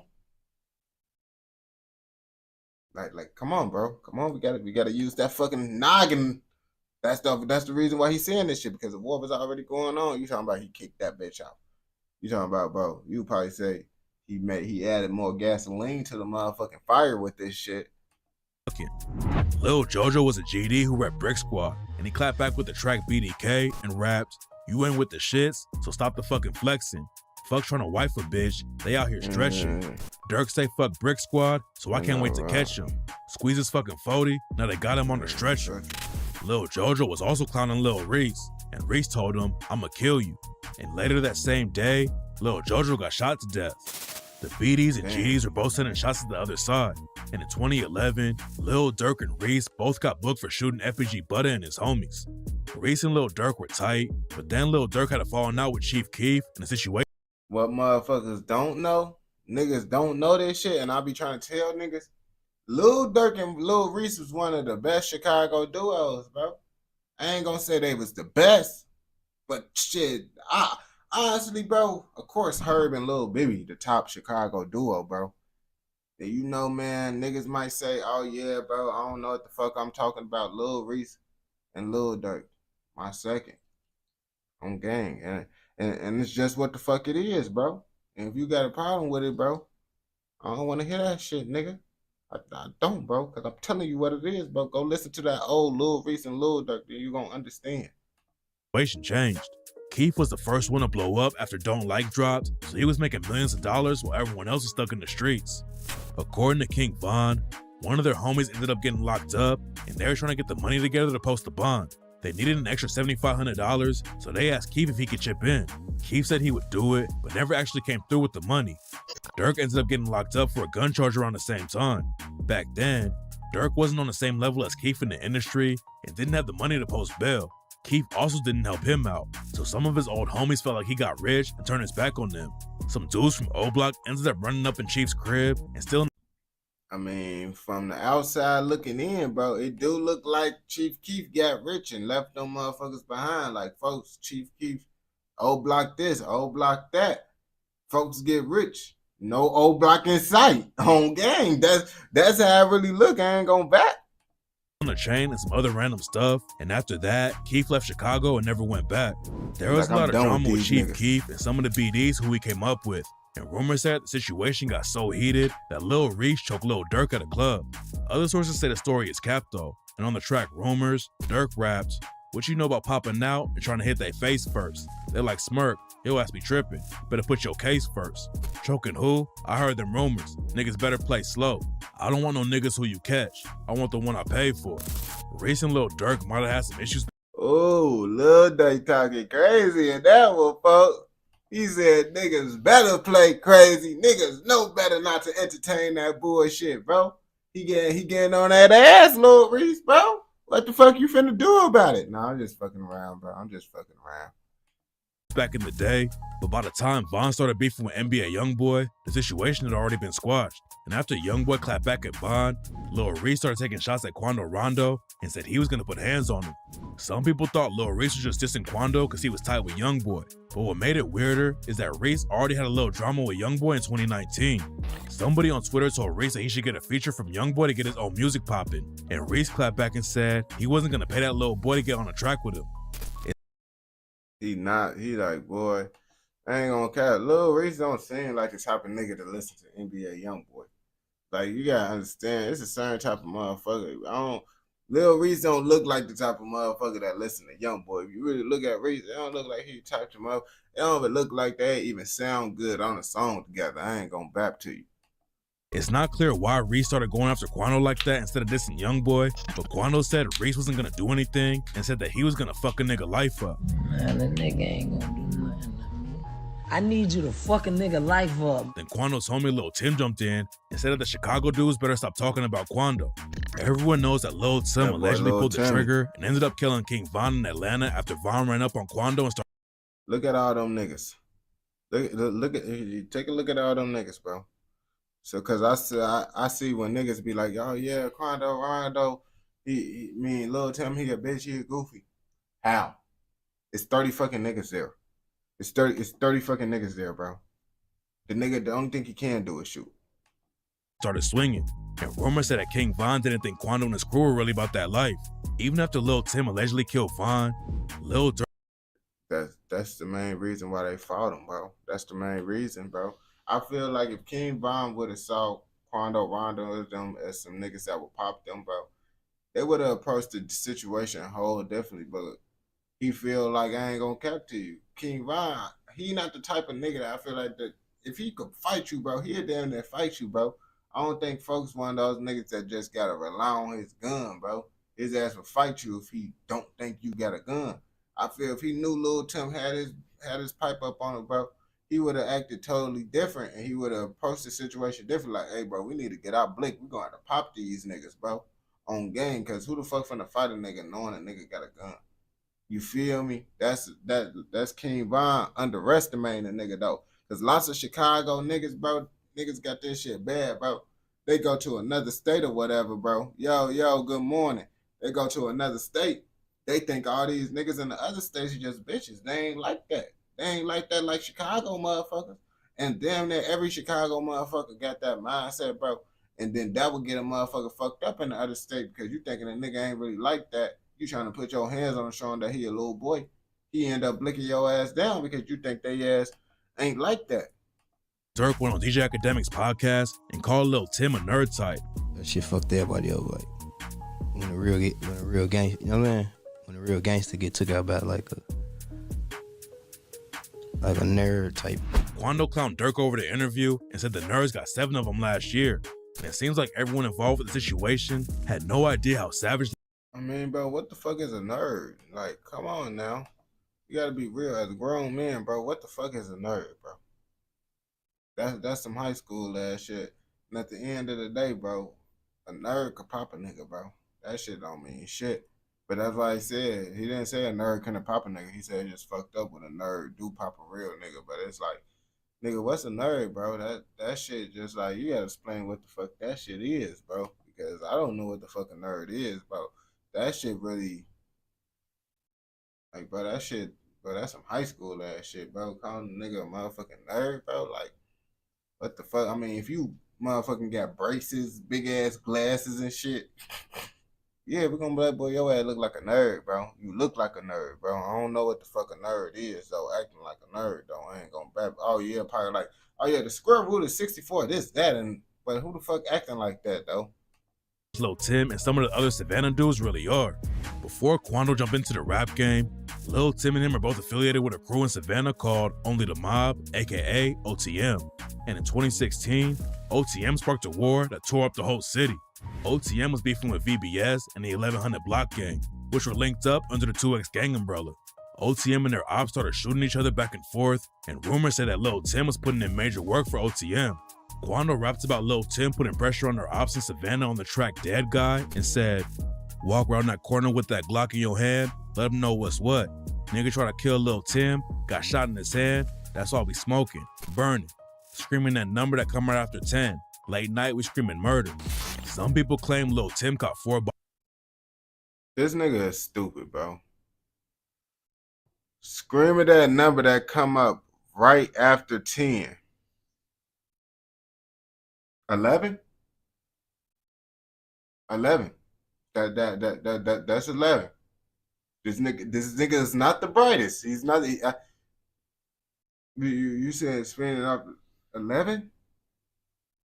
Why?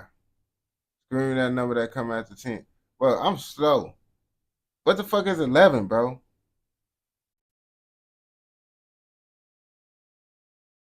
What the fuck is 11, bro? I'm trying to think about it, bro. Number that come right after 10.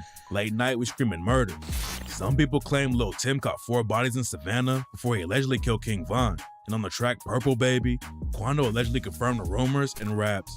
Hellcat versus that Hemi. I'm slow. Straight dustin' I don't even know what the fuck you dash talking on the about, phone. calling him slow. Way before that, boy, he put 4 on him. I be down, they up the skull on us. I done dropped the low. I'm in the NOLA thuggin'. Here they go, claiming they want smoke until they bro under. A lot of people think Lil Durk, King Von, and the rest of the Chicago dudes didn't think Quando and his homies were ready for smoke. And that's why King Von thought he could just swing on Quando without having to worry about getting shot. But before all of that went down, King Von and Youngboy kept taking shots at each other. On the same night that Lil Reese said he was gonna put hands on Quando, NBA Youngboy went live and showed a snippet from the track Dead Trolls. Youngboy didn't put Von's name in the track, but he allegedly sent shots at him when he rapped, 7 murders in my hometown, tell them bitches I did that. As soon as the other boy touched down, I'm gonna be pushing his wig back. And got him trying to troll, pussy nigga drove that he can't get no feature. Youngboy took a shot at his baby mama Janier for kicking it with Von too, and rapped, dog ass hoe, chasing after dough. Fuck around with these op niggas. See they cooking up, ain't no standing down. Tell that bitch I'm trying to bang with him. King Von been Jania. I ain't gonna bap to you, bro. It's like, I tell niggas this shit, bro. You ain't gonna know if a bitch a real one till you break up with her, bro. You ain't gonna know if a shorty a real one while you inside a relationship with her, bro. Because if she fuck with you, she gonna play that role, bro. It's about when she not fucking with you, how she gonna move, bro. That's how you know if a shorty really solid, bro. So before you think a female solid, bro, before you marry a female, my niggas, bro, you gotta break up with them first. All right, my boy, be smooth. I know it's motherfucking like, yeah, it's early as hell. It's 4:23 where I'm at. But yeah, you gotta break up with them first, bro. And then how they react, bro, if they get to go fucking hella niggas once you break up with them, guess what? They not the one. But if they don't fuck hella niggas, bro, then they the one, bro. But you gotta break up with them first to see if they gonna fuck hella niggas and fuck with your ops and all that shit, bro. That's how you know.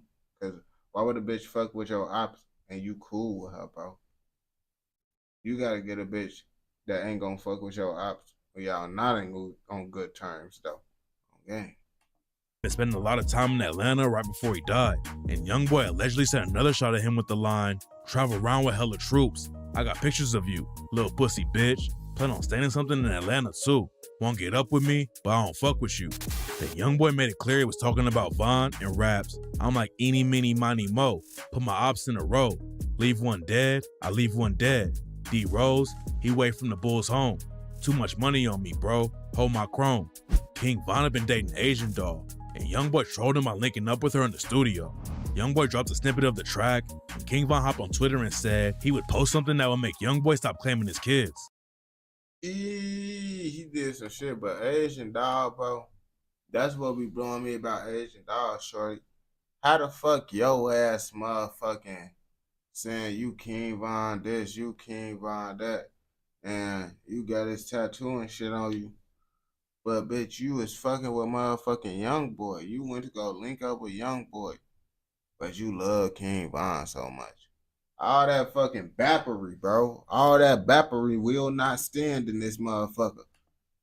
But then Von told DJ Academics they didn't really have beef with Youngboy. And according to Von, the internet was just trying to turn the situation into something bigger than it was. People told me you and Youngboy was beefing or something like that. I know You they said be something saying about that a yo, lot. what happened, Von? What's going on with you, man? They be saying that a lot. It's like we got the same issues and holes, and then you know how the internet will try to make it.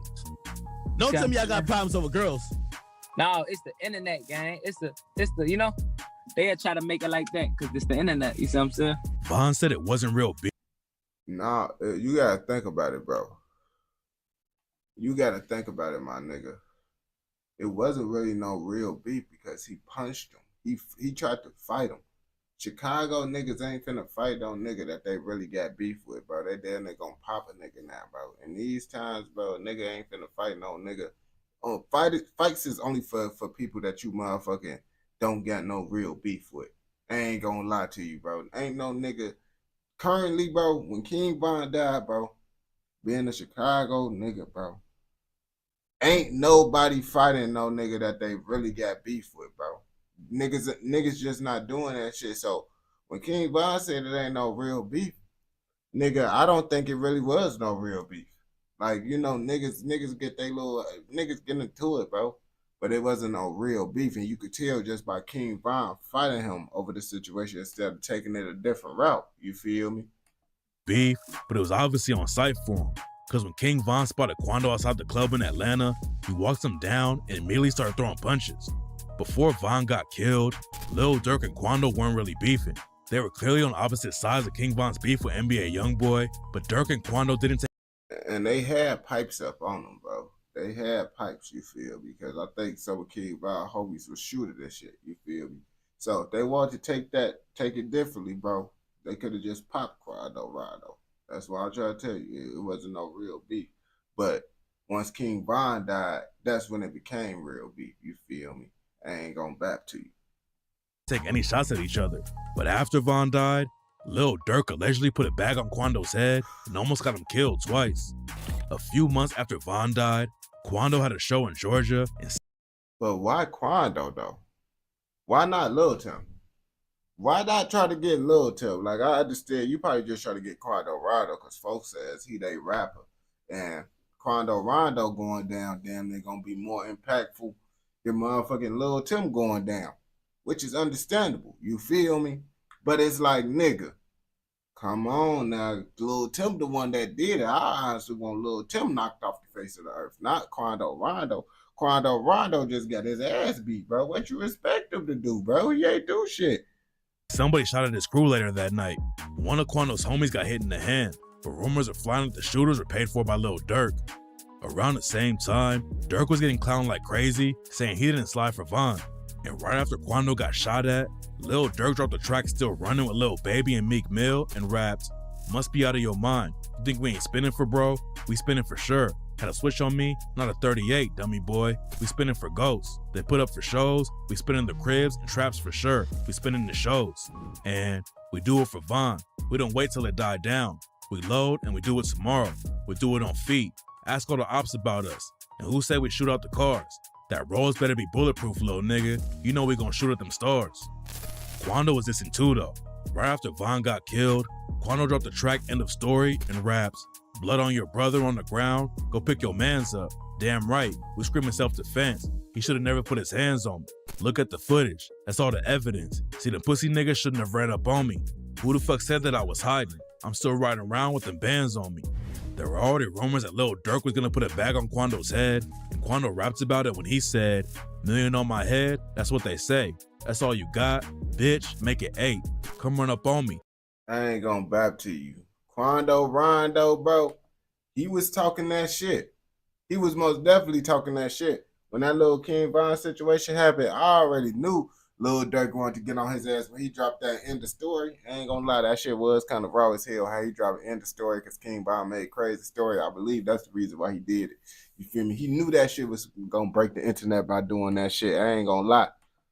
Bite the bait, 30 clip on me, jump out, shake. Lil Tim got booked for shooting King Von. Then in March 2021, he got out on bond and Lil Reese said, "We gonna roll his ass up real soon." We gonna roll his ass up real soon. Oh my mama. Luckily, nothing happened to Lil Tim, but in 2022, Lil Durk's crew allegedly followed Quando to LA and tried to kill him again. Quando was with his sister and cousin Lil Pop driving around LA, and when they pulled up to a gas station, a car full of shooters followed them and parked behind the building. The shooters popped out of an alley and started airing out Quando's whip, and Lil Pop was tragically killed. A video came out from the scene where Quando was screaming no when he saw Pop's body. And on the track Long Live Pop, Quando raps, "The only reason that I screamed out no, I see my nigga dead. They laughed at me and made a joke, but never seen a nigga bled." Pop's death had a massive impact on Quando. Yeah, I mean, what you expect a nigga to do? Like, come on, bro. You expect that nigga to be like, "We finna slide." Come on, bro. If Lil Durk was there and he seen one of his homies happen to him, he'd probably be screaming no too. Damn, that's actually pretty reasonable, bro. That's pretty reasonable to do, bro. You just seeing your homie, your close friend get shot literally right next to you, bro. And they pull his body out the car. Like, come on now. Like, why wouldn't he scream no? Quando and made him throw down his Crip flag, but he was still dissing King Von. A couple of months after Pop got killed, Quando and NBA Youngboy dropped the track Want Me Dead, and Quando raps, "Ha, my favorite op dead. Sister talk too much? No, I don't like the bitch. Lil Timmy rolled her brother up, got stepped on in some Nike kicks. And, aha, I don't see shit funny. We stepped on your brother. Steady stepping, steady flexing, coming up the score. Lil Double O told Smith & Wesson." Quando took shots at Durk too on the same track and rapped, I'm smoking Zod out the O. He was a stepper, but got stepped on.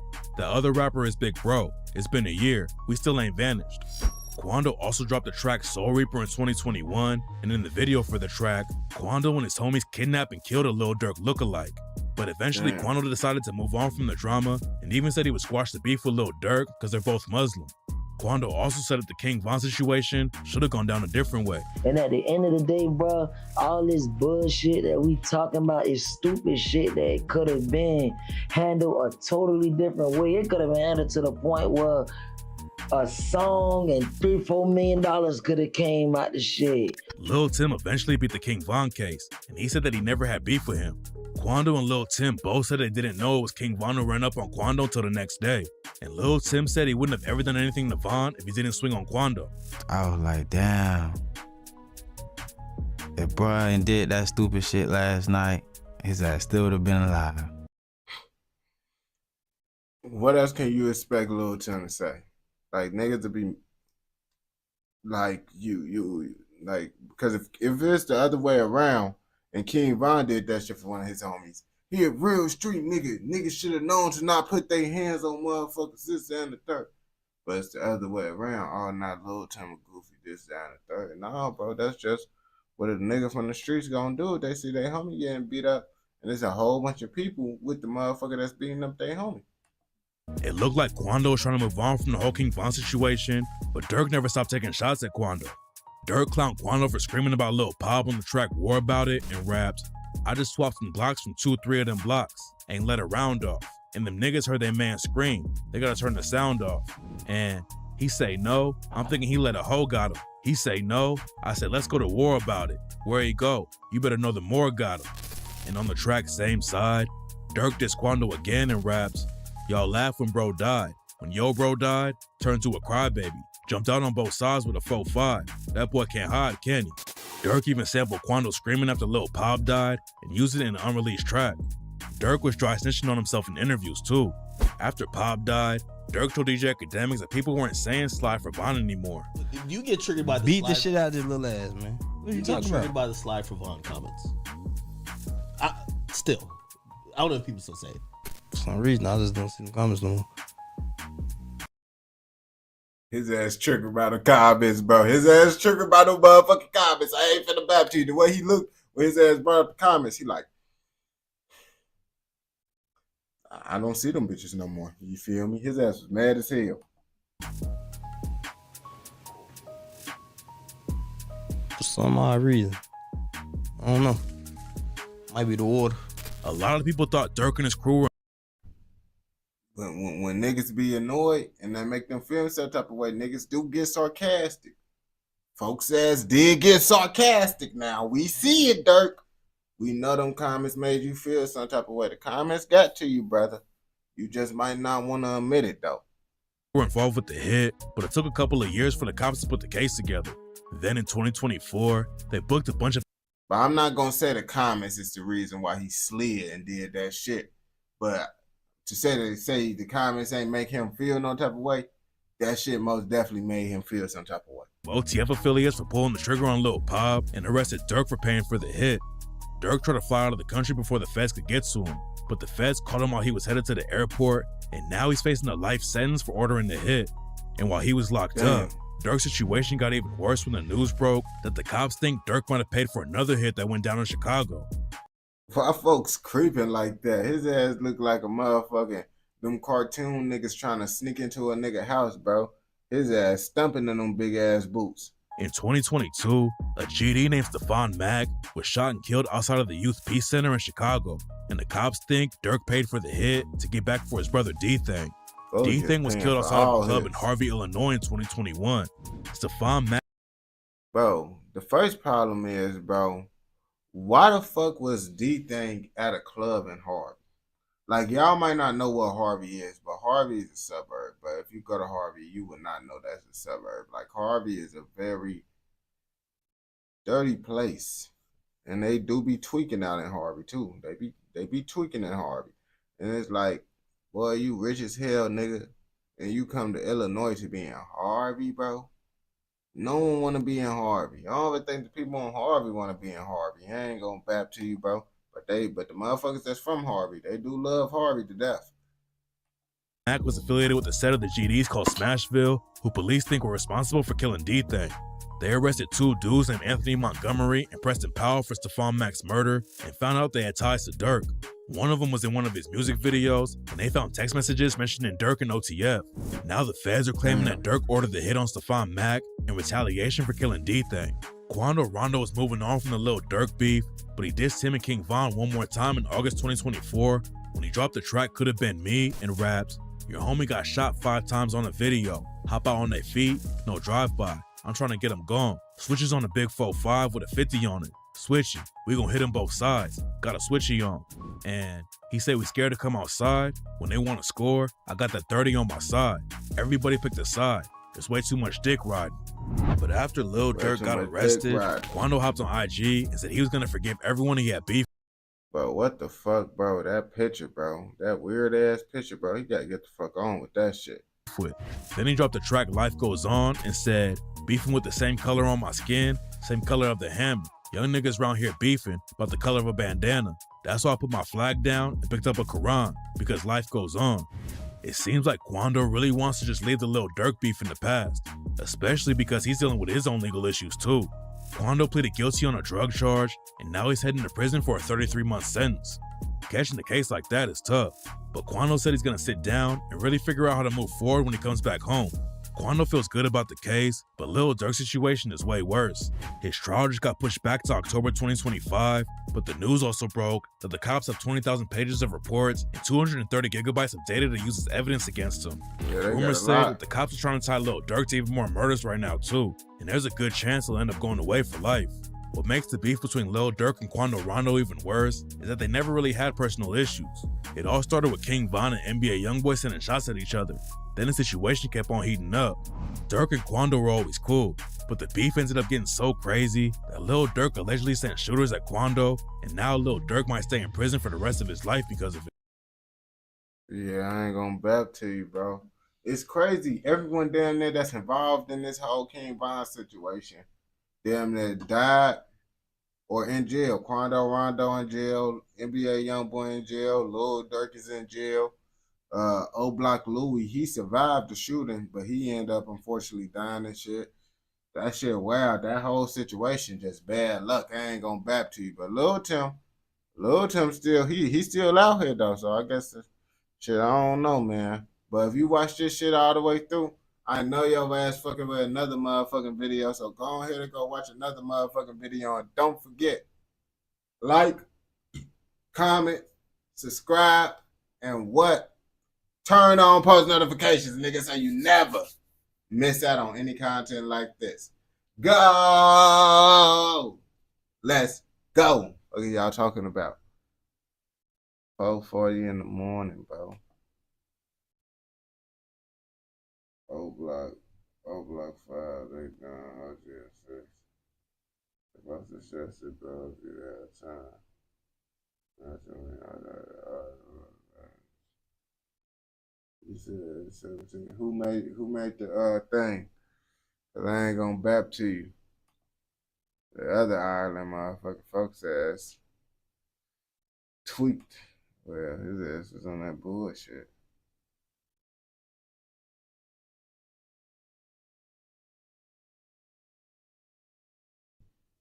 Do he use videos of other niggas' shit? Like,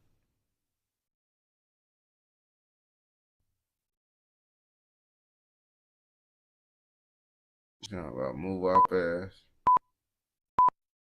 Ranjit Chima has been on the police radar. Oh, damn. Yeah, I didn't check out your video after this. I'm gonna watch this.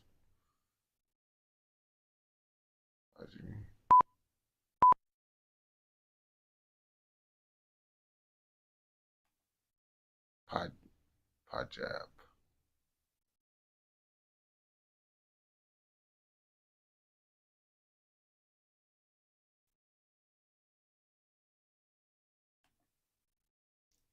I think the Indians is gangbanging in Canada. Now, I don't know for sure, but they said Wajid Cinema. Now, I don't know. I instantly thought of Baljeet for Phineas and Ferb when I heard that name. So, he might be Indian. he might not be, you feel me? But what I do know, he getting wild out there, whether he Indian or not. But we finna find out in this video what the fuck they got going on in Canada, because some motherfuckers don't know how the fuck they really get out there. So come on, let me show you how they get. Ranjit Chima has been on the police radar for more than 2 decades. He was a high-profile associate of notorious gang leader Bindi Johal. Chima made international headlines after he was caught trying to move 200 kilograms of heroin into North America using an informant working for the DEA in Seattle. He's like the grandfather of gangsters, him and Gisby, to live that long, it's almost unheard of. You know, the clock's ticking. Folks is busting. I don't know what the fuck he off of, but he's off some shit that make you jiggy. Folks says he got them frog eyes, bro. I remember those was the good times, bro. That was the motherfucking good times right there. When my eyes was looking like that, bro. Those was amazing times for me. It was probably not good for my health, but I was lit. With all of these guys. Hey guys, in today's video, we'll be talking about Ranjit Chima, who some law enforcement officers even call the grandfather of gangsters and the alleged founder of the Punjabi Mafia.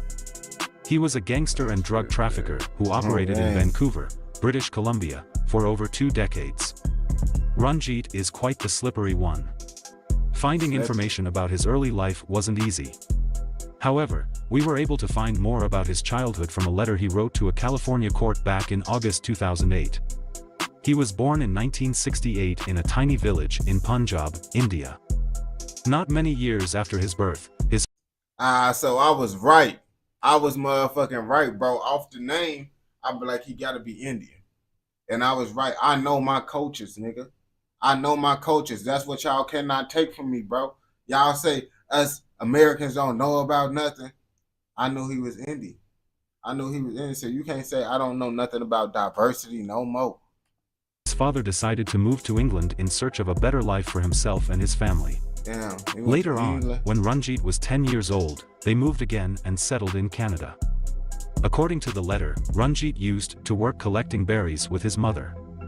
He did this for almost half a decade until he was 15 years old and entered high school. Even in high school, Ranjit would spend several hours after class doing janitorial jobs. He learned early on to fend for himself. Since migrating to Canada, Ranjit saw his father slowly but surely descend into alcoholism. It was his father's routine. I ain't gonna cap. A drunk dad is the worst dad. I ain't gonna bap to you, bro. I feel like if you got a drunk dad, bro, your life's just gonna be sad, bro. It's gonna be sad, bro. I never heard of a good alcoholic dad. But a dad that smoked the za back to back, bro, he's gonna be an amazing dad 9 times out of 10. Depends, you feel me? But a dad that drink that alcohol all the time, not gonna be a good dad. This is more proof that the za is better than alcohol, because a dad that smoke a whole bunch of zaza will be a better dad than a dad that drunk a whole bunch of alcohol. And we could debate about this shit on game, bro. It's scientifically proven. Now, it's probably not scientifically proven, but in my books, it's scientifically proven, bro. To excessively drown himself in liquor during the weekends. He would then return home only to physically and mentally abuse his family. That's exactly what I pictured. That's exactly what I pictured him doing, like a drunk motherfucker. Time for me to come whoop some ass, man. Who's ready to get this shit first? Mom, son? Who's gonna be the lucky winner? You might not know this, but Ranjit once wanted to be a cop. Looking at folks, he looked like folks as be drinking. Folks be drinking that shit, bro. Folks. Most definitely. I believe that he was doing that shit, bro. And his ass wanted to be a cop. Most cops be getting drunk as hell and they be horrible fathers anyway, bro. So you going up the right fucking alley for sure. Cop. In fact, he even studied criminal justice in college. While in college, he continued working hard and fending for himself. When he was not in session, he worked as a bouncer and trucker. According to Ranjit's letter, his life dramatically changed in August 1995 after he was randomly shot at the Zodiac Karaoke Club. That night. Oh yeah, that's gonna turn his gangsta up. That's gonna turn your gangsta up for sure. I ain't gonna bap to you. If I get shot, 1 or 2 things gonna happen, bro. So it's either I'm gonna get enough money to be able to leave, so I won't get shot again, or I'm gonna get a gun and I'm gonna have to find the motherfucker that shot me because I don't want him to shoot me again. Those are the only options. But the first option is gonna be the main option, bro. Just try to get the fuck out. De-escalation is key.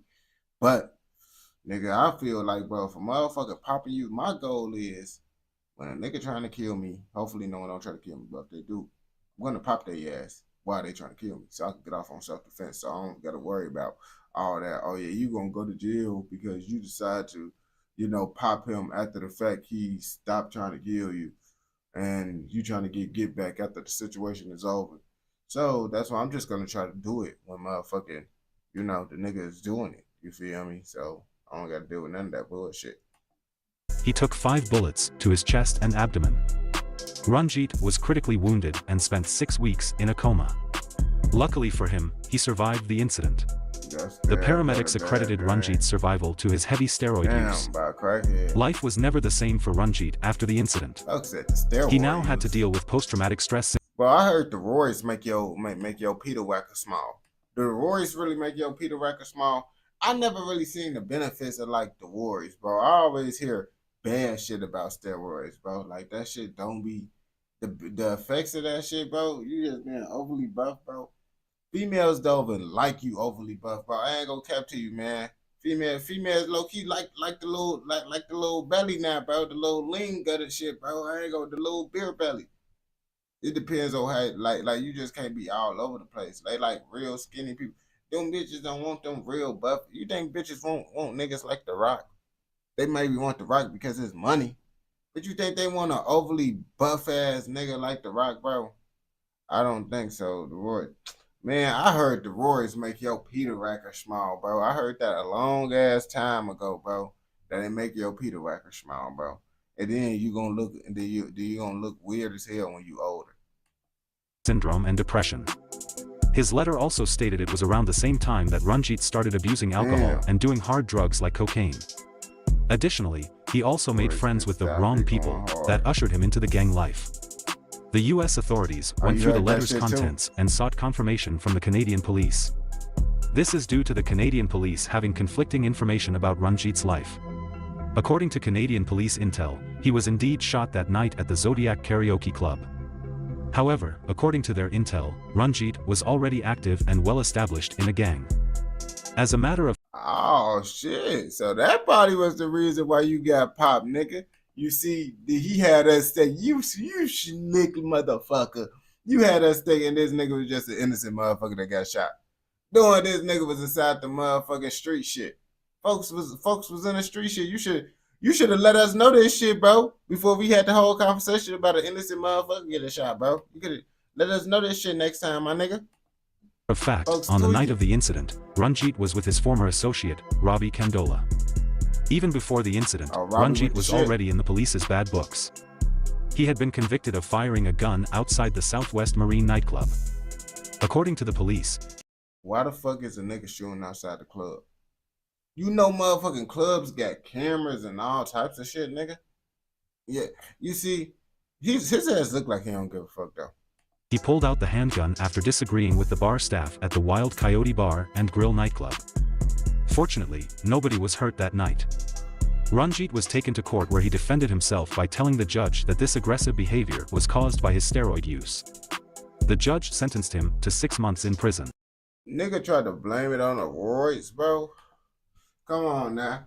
Now y'all giving them an even more reason to say y'all niggas don't need to be taking that shit, bro. Because now you saying, oh yeah, it's the Roy's the reason why I'm doing. Nah, nigga.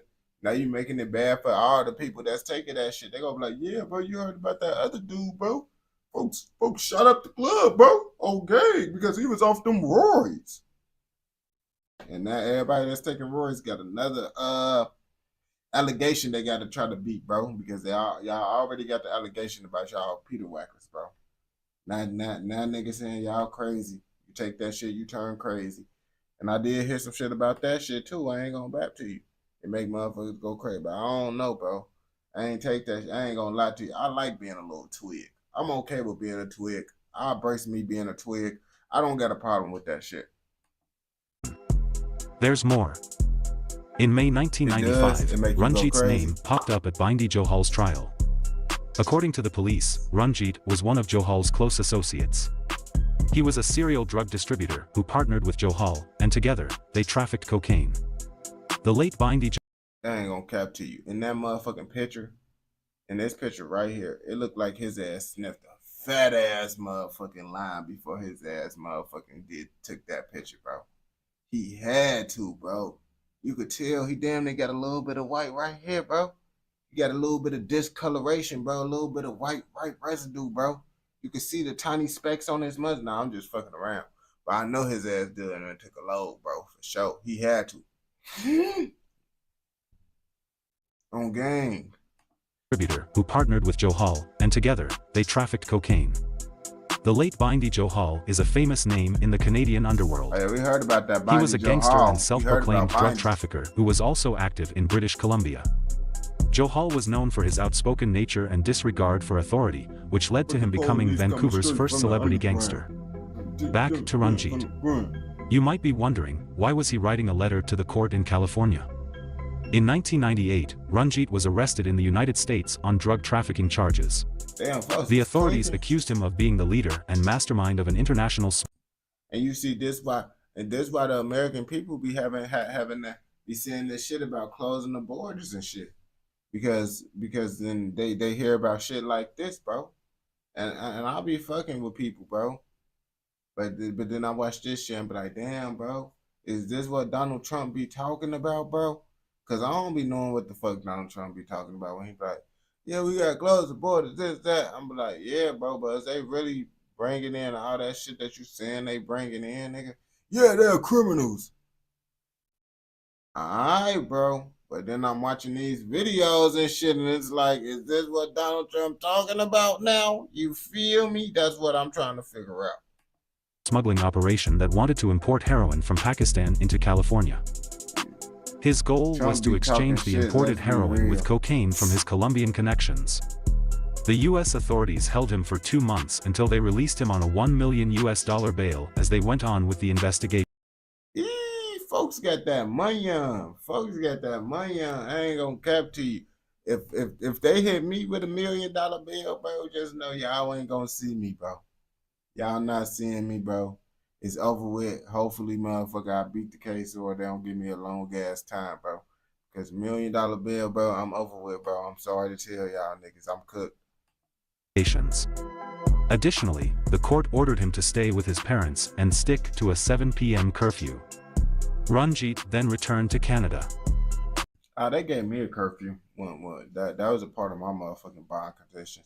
But my bond wasn't that big. I had a $10,000 D bond, bro.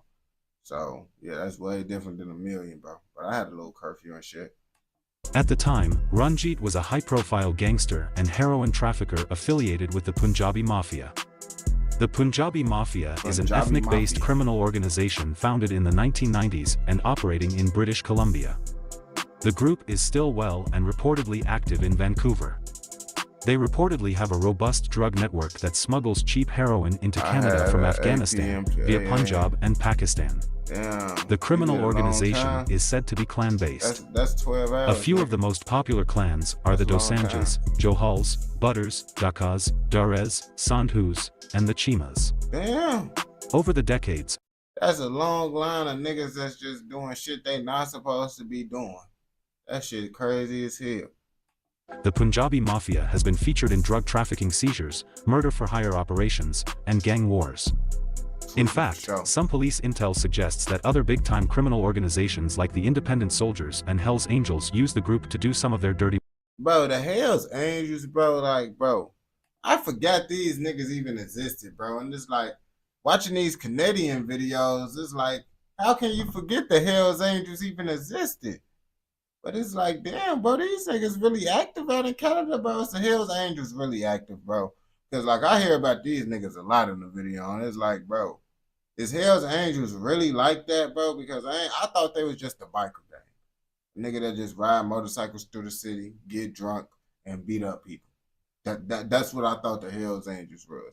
Then I started hearing all this shit, and it's like, damn. Hells Angels still big there. Damn, they busting in the UK too? I was telling my homies, I think they're in America too. I think they in America too. You feel me? But it's like I was telling my homies, because I be telling my homies about this shit I learned and shit, because they don't be knowing about this shit either. I ain't gonna back to you, bro. I be the Canadian and UK Netherlands teacher to these niggas. I'm like, yeah, did you know this? Nigga, fuck is you talking about? Yeah, that's what I'm saying. That's how I knew about the Hells Angels, bro. They was like they ride motorcycles and shit.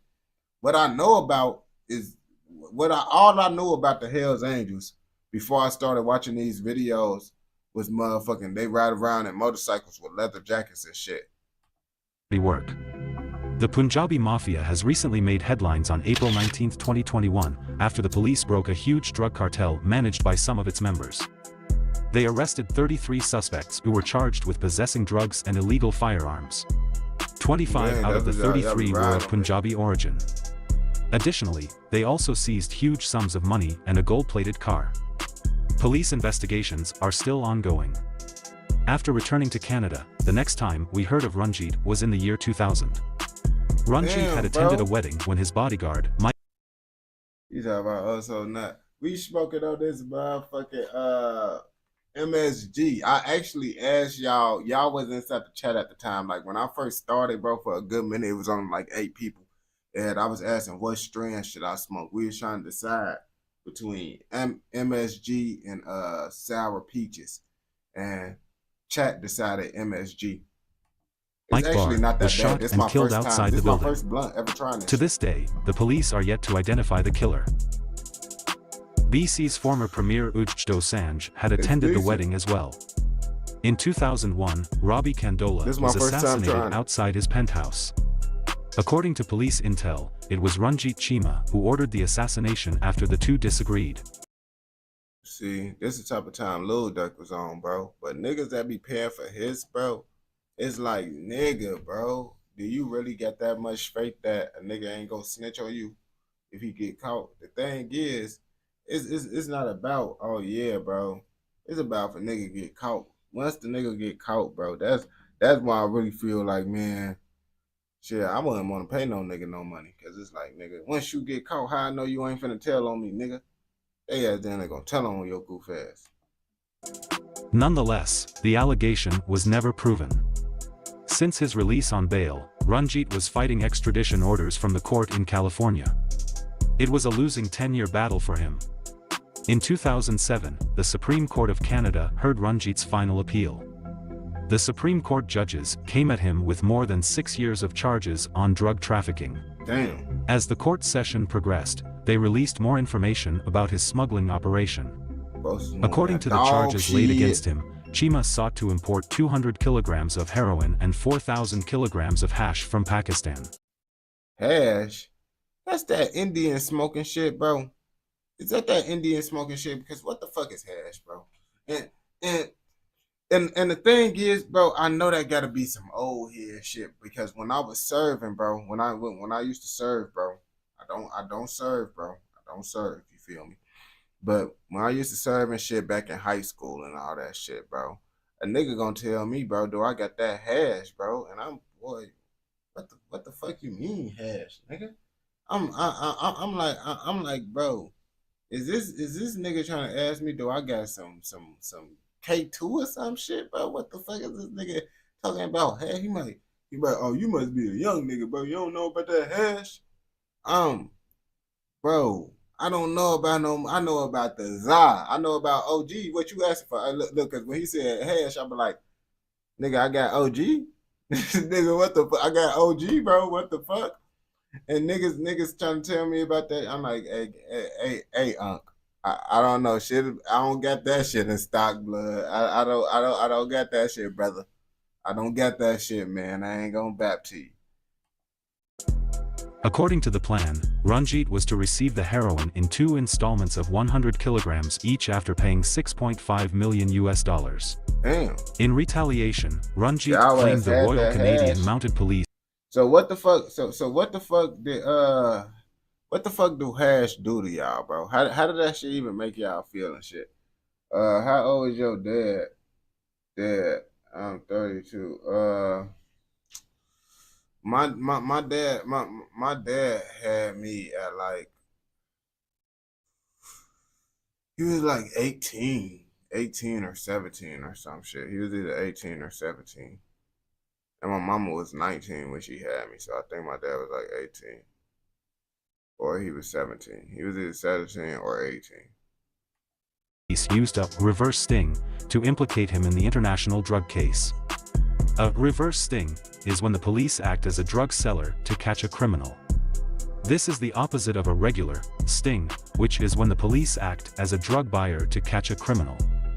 The use of reverse stings has been illegal in Canada since 1993. Yeah, I was gonna say, ain't that shit illegal, bro? For y'all to actually motherfucking be like, yeah, I'm gonna motherfucking like basically make this nigga commit a crime. And it's like, technically he was gonna commit the crime regardless, but it's like, nigga, how you know I was, bro? Maybe I'm doing that shit specifically because you asked me to do it, bro. On game, you never know how that shit be, you feel me? That's why I be like, man, I don't trust nobody.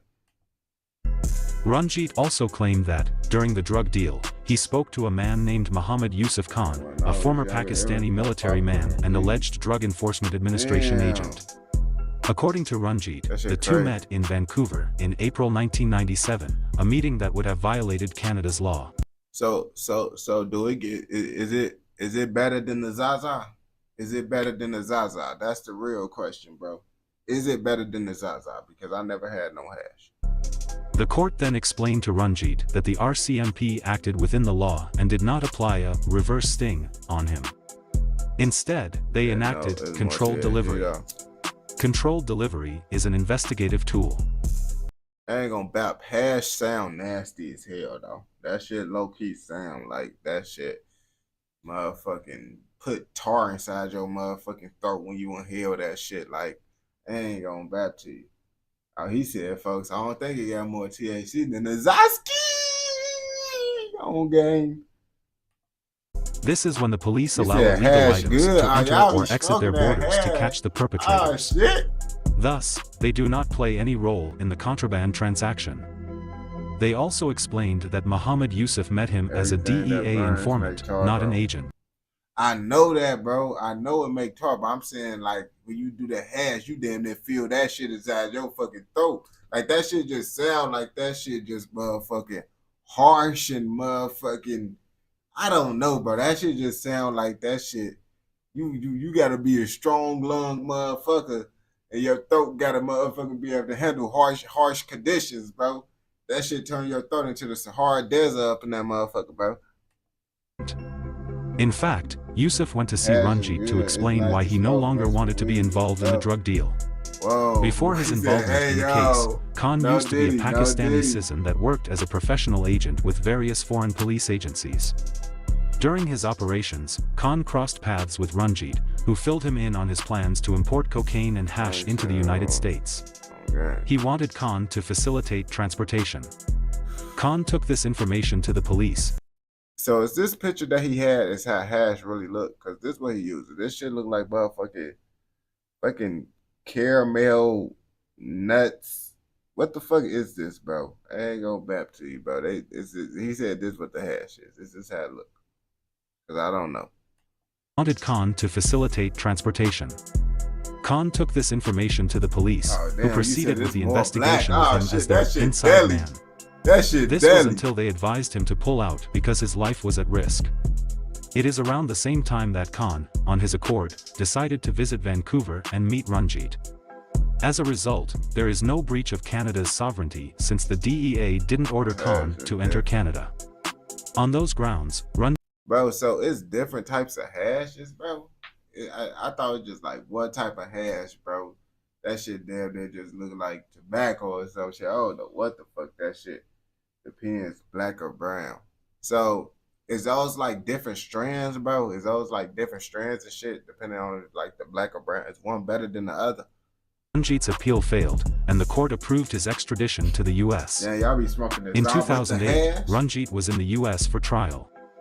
He eventually pleaded guilty to the charges related to drug trafficking and begged for leniency through the letter describing his life's events. He wasn't alone. Several individuals supported him, including the former Surrey MP, Sukh Dhaliwal. On July 9, 2008, Sukh wrote a letter to the U.S. District Court using stationery from the House of Commons. The letter read, "I have been approached by Ranjit Singh Chima's father to write a letter of recommendation. I do not doubt that if he is given support and direction, he will be a strong active member of his community in the years to come." At the time, Sound like a good lawyer to me. On gang, is this his lawyer? Sound like a good lawyer. Dhaliwal was also campaigning for re-election. As you might have guessed, defending a criminal isn't really the best way to increase your chances of re-election. Oh, he is a lawyer. A That's what I'm CTV saying. I don't know if he's a lawyer or more, but whatever the fuck he said, he was saying something good to help his motherfucker defend it out. British Columbia reporter interviewed Dhaliwal on the matter. He admitted his mistake, claiming he had only known Ranjit for a short while and wasn't aware of his dark past. He also said that people should be given a chance to rehabilitate. As well as saying that after talking to a few people, they told him that Ranjit wanted to change and leave his life of crime. In the same year, 2008, Ranjit was sentenced to 5 years in prison. He faithfully served his 5-year sentence and was released in 2012. However, he was assassinated on May 2nd of the same year. Damn, never mind. I said folks got back on bullshit. They got on bullshit with him. I fucked up, man. I stand corrected. In a drive-by shooting outside his parents' house. Damn. He was sitting in his SUV at around 9:40 a.m. when suddenly, witnesses heard 7 gunshots. Nigga, bro. I ain't gonna bap to you, bro. I still would never understand the fact on why a nigga would sit inside his fucking car knowing he involved with street shit, bro. It just don't make sense. Niggas just be thinking shit is a game. They be like, oh yeah, niggas ain't gonna do nothing, bro. Niggas ain't like that for real. And niggas be like that, bro. I feel like even if you don't got no ops or nothing, bro, you just shouldn't be sitting in no car, bro, because you could get caught in a crossfire or anything.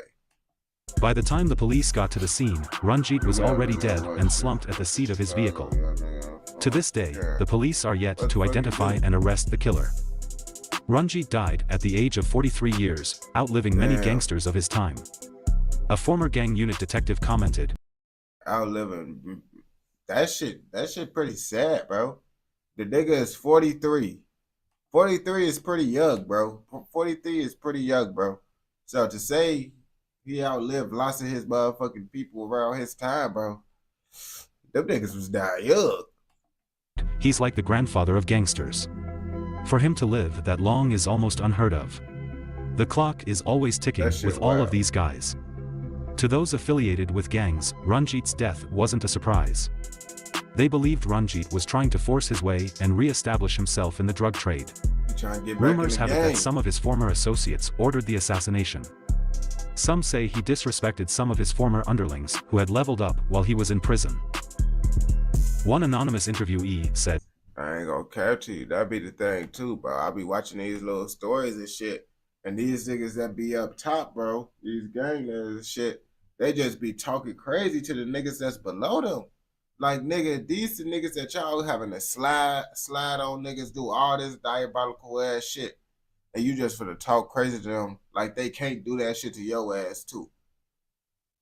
Like, bro, niggas gotta have that respect. They let that power shit get to their head. And be like, bro, the reason why you got power is because these niggas listening to you. Now, if niggas don't want to listen to you, niggas want to get on your ass, bro, then you cook, bro. So you got to treat motherfuckers with respect and shit, bro. But they don't be wanting to hear that shit. He was trying to step into his old role. He didn't realize that things had changed. A former police officer for over 30 years commented, once you get involved in that activity, and you realize it is that lucrative, it is hard to get out of it. Ranjit is out of it now because he is dead. It is the end of one era, but I can tell you it is the beginning of another era. You don't get into this business and not have enemies. I am sure he has crossed paths with many of the people that are now dead. News reporters interviewed some of Ranjit's family members and close friends. Many believed he was done with the gangster life and wanted to turn his life around, especially after marrying and having a daughter. Man, this is what everybody said about these niggas. Oh, he was turning his life around. I ain't go back to you, bro. Say, okay, if this was the case, and he changing his life around, nigga, you gotta leave the hood. You still gotta leave the hood, nigga. Don't think, oh yeah, just because you decide to change your life around, nigga, you niggas ain't gonna fuck with you no more. Nah, if you really decide to change your life around, bro, you gotta leave that environment that you was doing all that diabolical shit in. Because just because you changed don't mean your environment changed. The only way you can change your environment It's by you leaving that environment, bro. So you change it don't mean shit. You really putting yourself at a disadvantage if you think about it, bro. You trying to change inside an environment that you was doing lots of diabolical shit. Then you gonna be off your game, and then nigga gonna catch you slipping. You feel me? Ranjit left behind a widow, a 7-year-old daughter, and a legacy of criminal activity. Weeks after his death, police all over British Columbia were on red alert, fearing a bloody retaliation. Nonetheless, it never happened. As always, don't forget to like the video and subscribe to the channel for more videos. On gang, boy. Check out my boy Paige. Y'all see, folks. This is Paige. Hood Chronicles. His ass be going cool with it. Y'all already know. The link will be inside the motherfucking description of this motherfucking video. If you trying to make quick bread through your phone without working a job, quick $50 to $100 and shit, check out the link in the comments. And if you watch this shit all the way through, I know your ass fucking with another motherfucking video, so go ahead and go watch another motherfucking video. And don't forget, like, comment, subscribe, and what? Turn on post notifications, nigga, so you never, ever miss out on any content like this. Go! Let's go. You feel me? You already know. My boy, what video, you said, Adam? What's the name of the video you said? That's 17 minutes.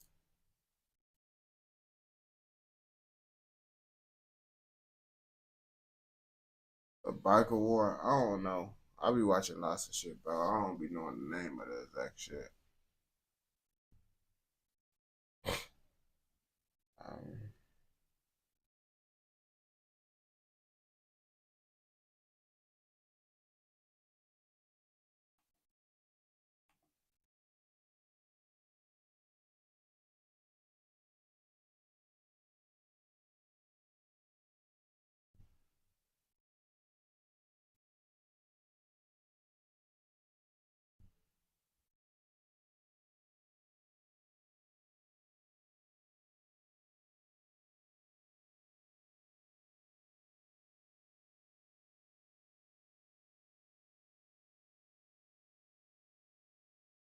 It seems Northern Ireland is not a happy place right now.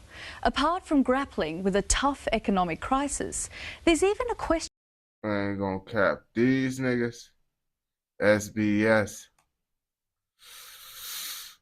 These niggas, these type of niggas that copyright strike a nigga, bro. I ain't gonna bash This video is these type of niggas like them selling clips for them BBC niggas, bro. I ain't gonna cap. Once I get up on Twitch and shit, once Twitch get up, bro, I ain't gonna have to worry about this, bro, because Twitch don't got that problem. I ain't gonna lie. YouTube, I'm kind of more restricted on the content shit. If you got something that's similar, that's like not like that, like actually like company thing like them, because I'm pretty sure that stuff is copyrighted.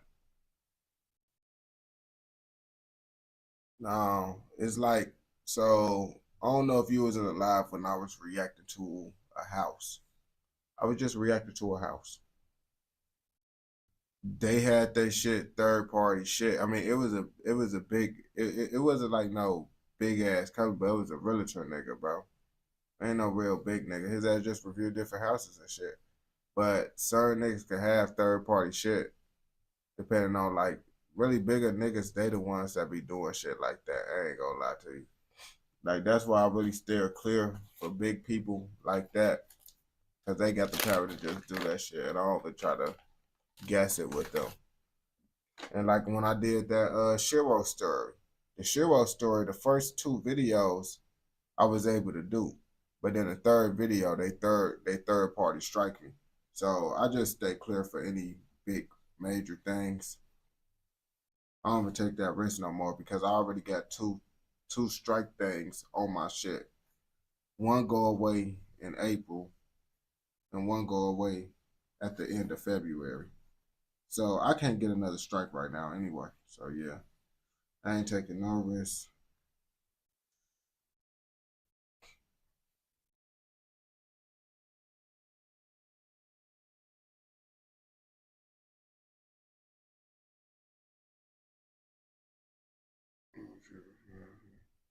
I bet, my boy.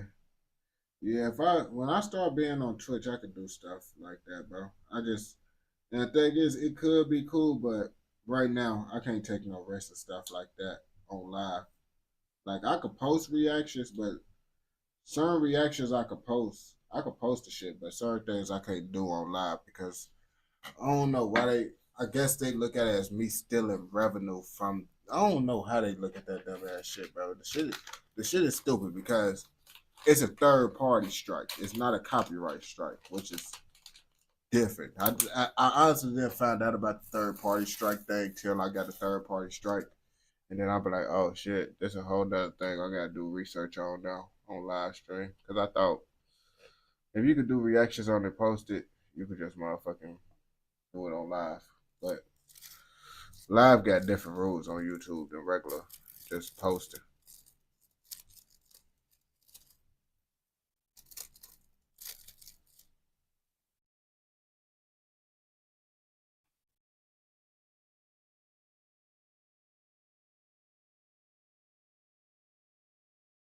I really like to do people that just do like little simple editing or people that use other people videos inside their video. Because people that use other people's video inside their video, they can't really ain't gonna really be no. I mean, sometimes it do be a third party strike because if they use certain clips, that's third party strike they would, but lots of the time they don't do that shit. But that's why y'all see I react to certain people. Certain pages I react to not just because I like their page, just because I don't got to worry about certain things happening. That's why I don't react to 20v1 people no more, because 20v1 people is kind of hard to fight fair use shit when you're doing a 20v1 content compared to someone that's doing the editing on that shit. Like, there's lots of shit that be going behind the scenes with it, like with the reaction shit, so you can be able to do this shit without getting your page taken down and shit. Like, certain niggas get away with it for so long, but I just learned it. But like, okay, I just react to certain pages, certain content. All my videos really be the same type style of videos. When I look for the videos, I look for people that do the same type of style when they make it, just different, talking about different shit. Who would you? Yeah, reaction video made. Is it a mainstream thing? Because I'm telling you, reaction video, just because you make a reaction video on it don't mean you can do it on live.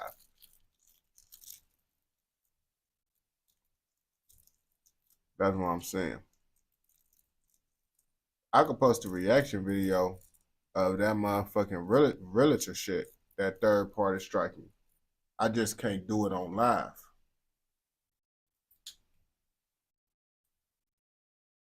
Just like how I could make it if I wasn't on live, I could make video right now, me having my gun, holding it, making content with it.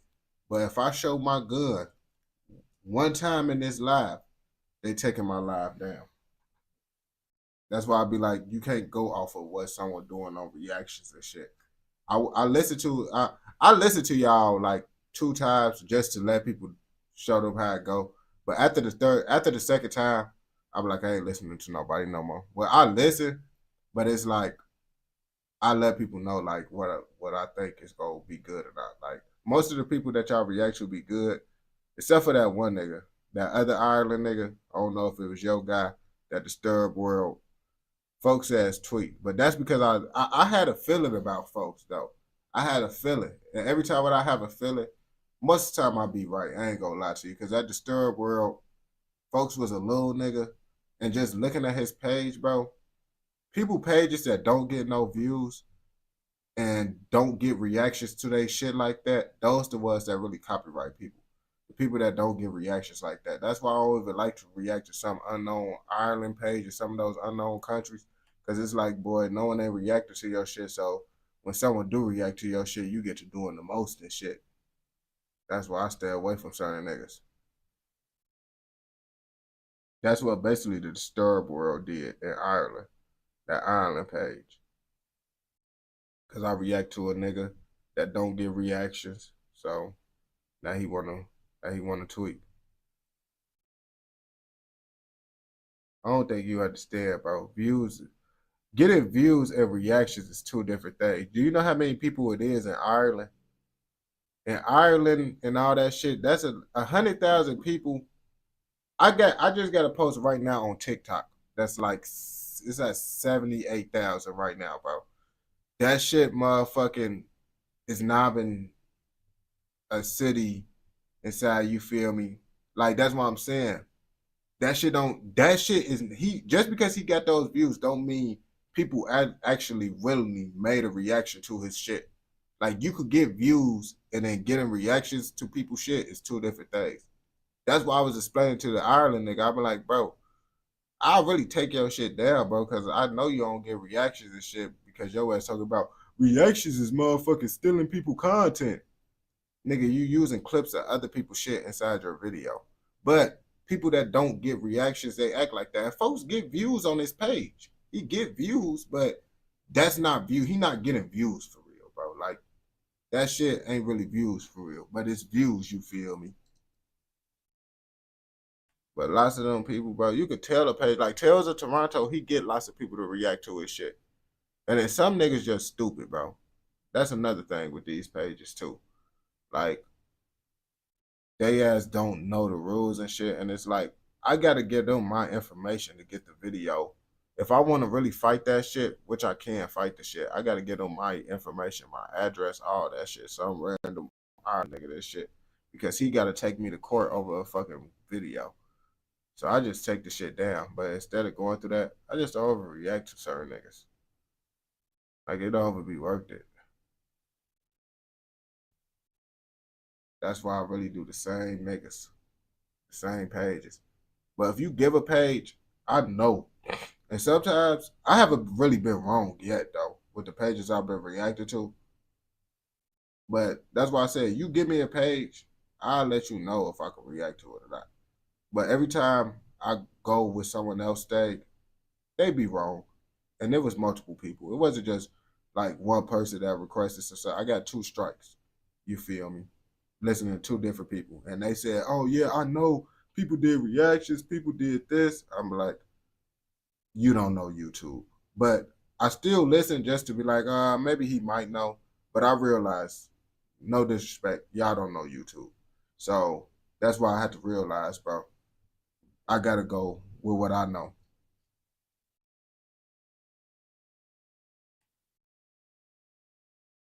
What, here you said Hilbert? Check out Hilbert. History with Hilbert. Blake.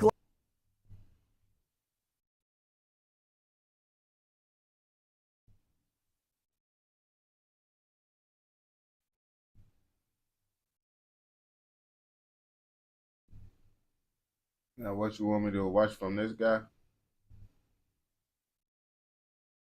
When it comes to the 1930s and annexing other people's lands, there is one country that springs to mind, and that is, of course, Germany.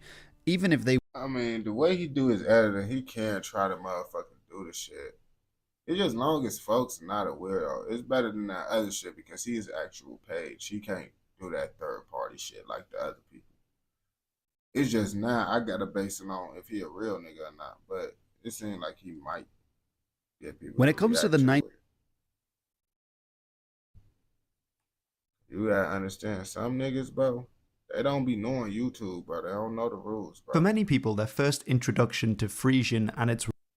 And that's a whole process going through that shit. It don't would be worth it. Some of the content don't would be worth it, worth the rest, in my opinion. I'm here. I made the century on Scotland. The best section is finally written.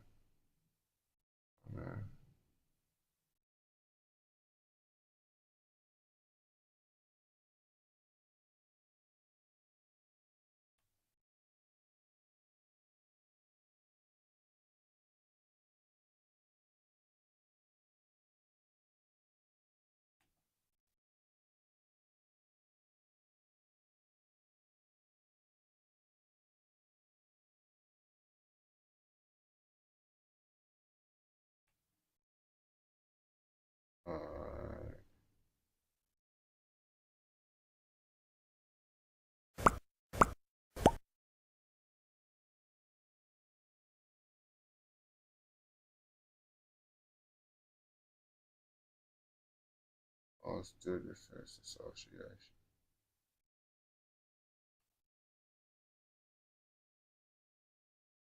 But this shit in Ireland.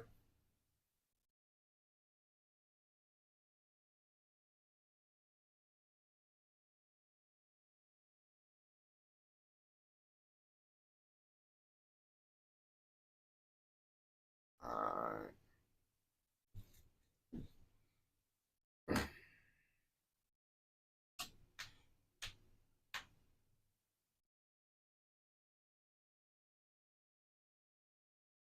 They got hella shit going on in North Ireland. You don't believe me, do you? You probably don't even know that North Ireland is different from Ireland. You see, you learn something new every day. And you finna learn some more new shit if you motherfucking pay attention about this shit. Because this shit is called the UDA.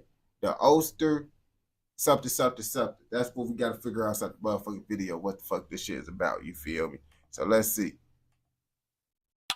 Oh shit, it's Northern. Who shit, were fuck the it. UDA? Fuck it. UDA Same stands shit. for the Ulster Defence Association and was the name of a paramilitary loyalist group in Northern Ireland that wished to remain part of the United Kingdom as opposed to unifying with the rest of Ireland with the Republic in the south. This situation had been a problem since 1921 after the Anglo-Irish War, in which the Anglo-Irish Treaty designed that the northern 6 counties could choose to remain with the United Kingdom or join the new independent Irish Free State in the south. They chose to remain with the United Kingdom, largely because of the presence of many Protestants which had arrived there due to the plantation of Ulster, in which Protestants from England and... I mean, that's why motherfucking Ireland don't like y'all niggas, bro. Cause y'all niggas decide to stick with the UK, bro. Y'all niggas decide to be with the ops, bro. And it's like, bro, you can't do that, bro. That's a no-no, bro. Y'all need to come over there and protest till y'all become Ireland again. Scotland had been sent to this northern part of Ireland to help subdue the rebellious Catholic population starting in the 17th century. This came to a head in the 1960s in a period of sectarian violence called the Troubles, where the Protestant and Catholic communities started to commit acts of terror and violence against one another, leading to the British Army being sent in. The UDA was formed in 1972 and was essentially a group that ensured the safety of the Protestant, loyalist, unionist presence and population, the majority in Northern Ireland at the time. It came from an amalgamation of defence associations, hence its name, the Ulster, this being the name of the old kingdom that had been part of that northern part of Ireland, defence associations, as it was a linking of all of these groups that acted as militias to safeguard Protestant communities. The UDA was soon able to apply real political pressure in the form of a general strike in 1974 to protest against the Sunningdale Agreement, which was a power-sharing agreement with Republican elements in government that they thought was too lenient towards those Republicans, and which was subsequently abandoned due to their efforts. So what, they got Democrats and Republicans out there? Like, I honestly don't motherfucking know. I ain't gonna bap to you. I don't even know what the fuck going on right now, bro. 1 minute and 55 seconds here. I say I generally don't know. I know that we was talking about the split, and I got a little bit lost out of the split. Well, it was a war, Protestant tweaking, church tweaking, niggas going to war with each other, church niggas, Protestant niggas. Then they sent the military in. I think I got it. I think I got it. However, they also had another side, and this was the UFF, or the Ulster Freedom Fighters, which was a pseudonym that they used for their paramilitary campaign of terror. This allowed the UDA at the same time to be seen as a legal entity, as the authorities believed that they were indeed a different group to the UFF, who were the paramilitary group carrying out attacks largely against Catholic civilians uninvolved with the Irish Republican Army, their main perceived enemy in the area. So these niggas don't fuck with church. They don't fuck with church on game. Is this what they saying about the Catholic niggas? So you tell me y'all niggas was fighting niggas because niggas like church? Is this what's going on right now? One nigga said they like church. The other nigga said they don't like church. So now they finna put belt to ass on the nigga. Is this what he mean? Or he's saying something totally different, bro. he don't mean nothing of what the fuck I just said right now. What's interesting is that the UDA in itself was seen as a counterpart to the IRA, and that was indeed their mission statement, to protect Protestant communities and to fight back against republicanism. They said that if the IRA were to lay down their arms, then the UDA would follow suit and do the same. But if it should come to it that Northern Ireland would become part of the Republic of Ireland, then they promised that they would become the reverse IRA and start a bombing and violent campaign to bring Northern Ireland back out of that union. And oh, so niggas choose violence. Woke up and chose violence. I mean, I ain't gonna lie to you, bro. Nigga, that's the only way you gonna be able to make a change, bro. You think niggas just gonna listen to a nigga that's just motherfucking talking, bro? Yeah, they gonna listen, but they gonna actually listen, nigga. Nah, bro, you gotta instantly put a phone on the motherfucker, bro. That's the only way you gonna be able to.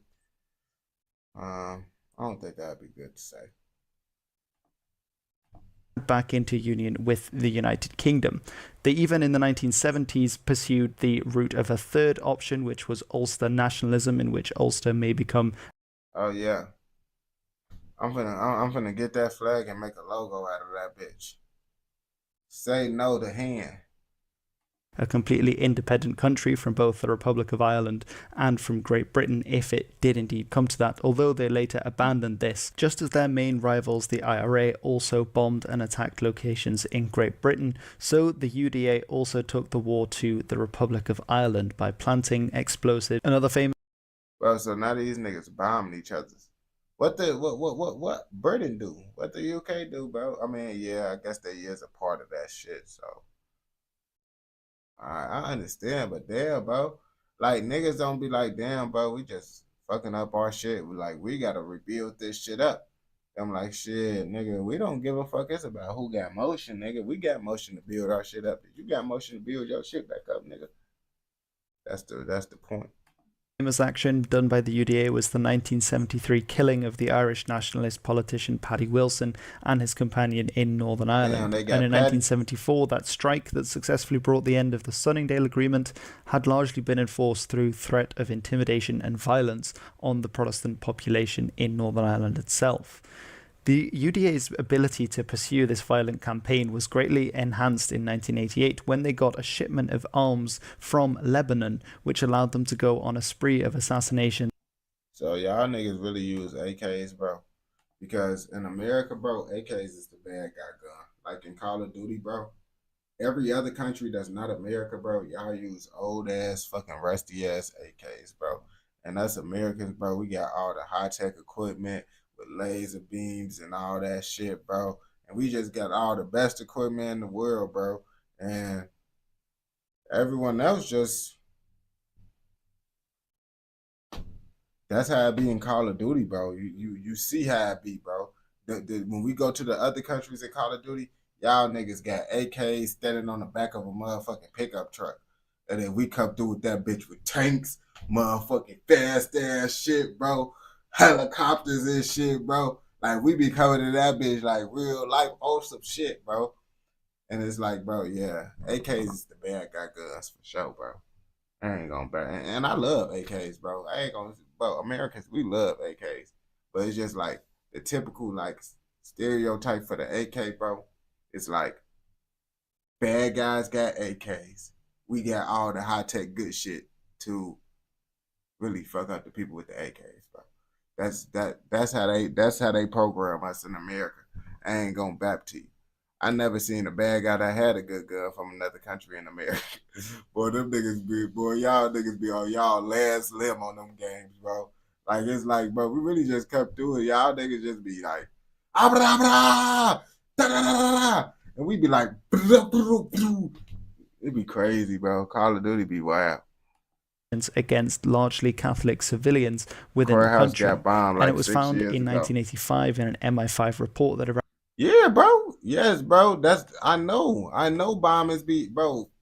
Bro, in Call of Duty, the bad guys always blowing up shit, bro. Boom, boom, boom.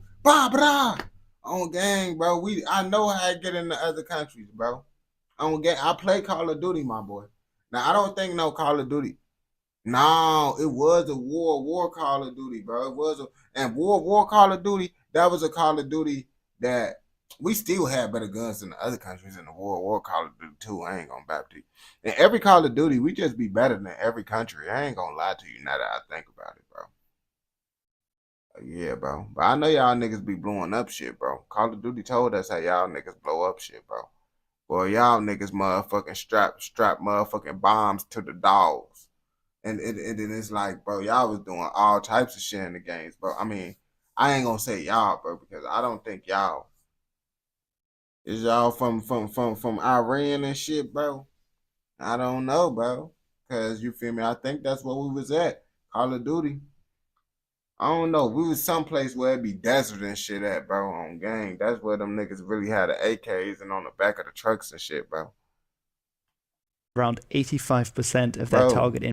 Yeah, I love dogs too. I love them too, but I see how the other countries get, bro. Y'all niggas be strapping new bombs up to anything, bro. I seen it, bro, on gang, bro. Information had actually come from British sources, which was a large controversy when this had become public after the Troubles. By 1992, however, the link between the UDA and the actions being committed under the pseudonym UFF were becoming increasingly obvious, and the UDA as a political organisation was banned by the authorities. 2 years later, in 1994, the UDA took part in a ceasefire that was also observed by the IRA. When in 2005, the Provisional IRA officially ended its armed campaign and decommissioned its arsenal, it said it would consider its future. And in 2007, when further arms were destroyed by the IRA, they also said that they had put away their arms. So, yeah, in the UK, I ain't gonna cap to you. In the UK, y'all always been our allies, bro. Y'all always, since y'all been our allies, bro, y'all niggas just never, you feel me? It's just the niggas that's not our allies, bro. But I ain't gonna bap to you, bro. Y'all know how America feel, bro, about the other countries, bro. It's like, y'all are allies, but America big brother to the prime minister and all that shit. Like, the president is the big brother to them. I ain't trying to hear none of that, bro.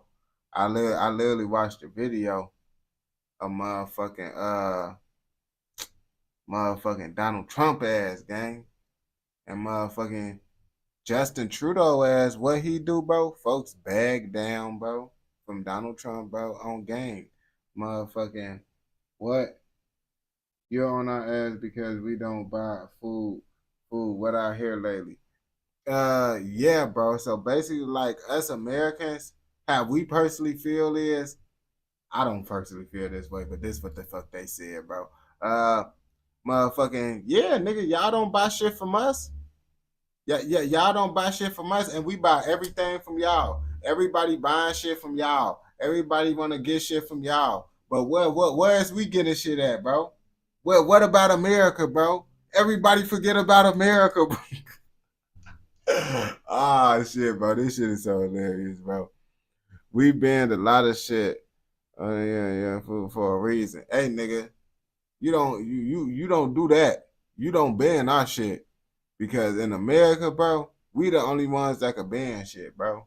On game. Just like I seen the video, bro. I was reading a news article, bro. They said motherfucking, if America banned TikTok, bro, the UK and Canada damn gonna follow. I'm like, damn, bro. If y'all niggas bet not ban TikTok because we ban TikTok, bro.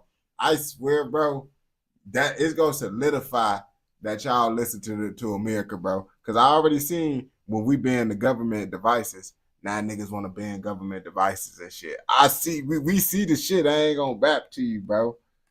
Arms, but had not yet been decommissioned, although in 2010 they did indeed say that they had.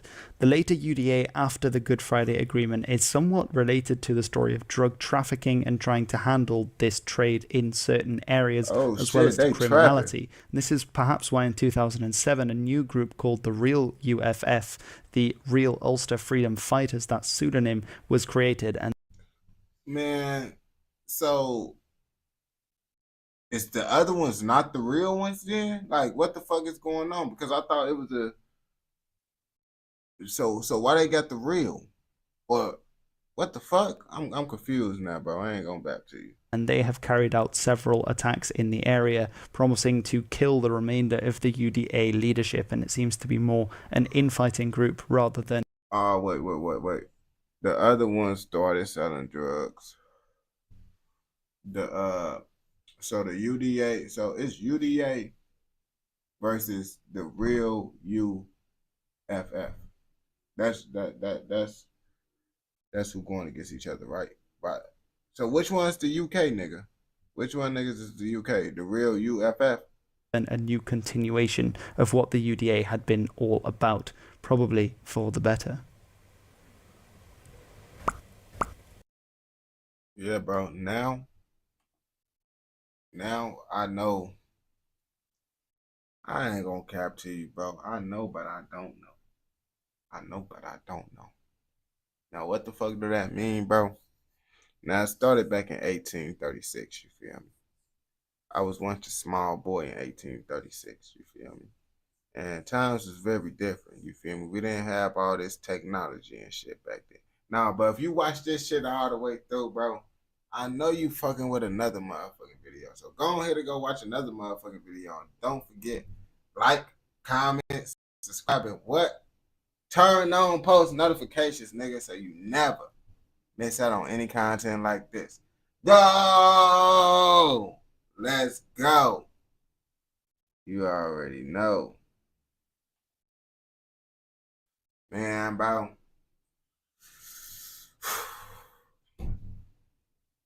That shit be crazy, bro.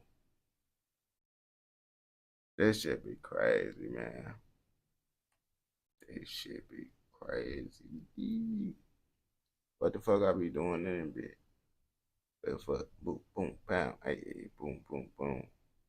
Can you do savages from 6 beers low?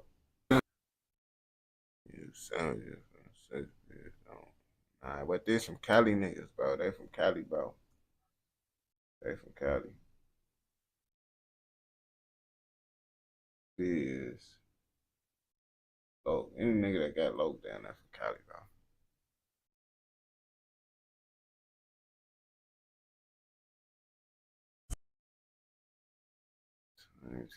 Ride around with a 6 on you, got a 6. 22, man. Yeah, my appreciate it. I'm ready to do it. Alright, my boy.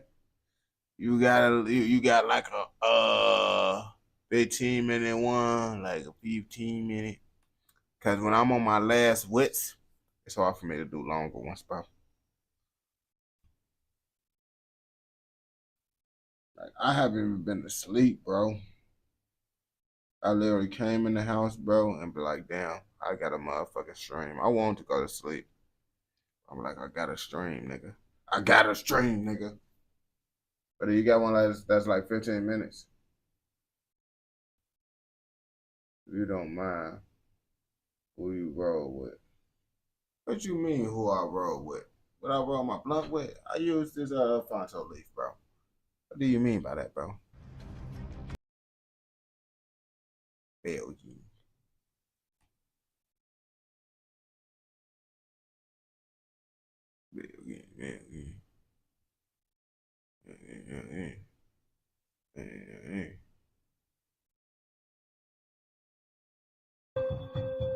Why? Because you got your face banged over with your shank in your hand.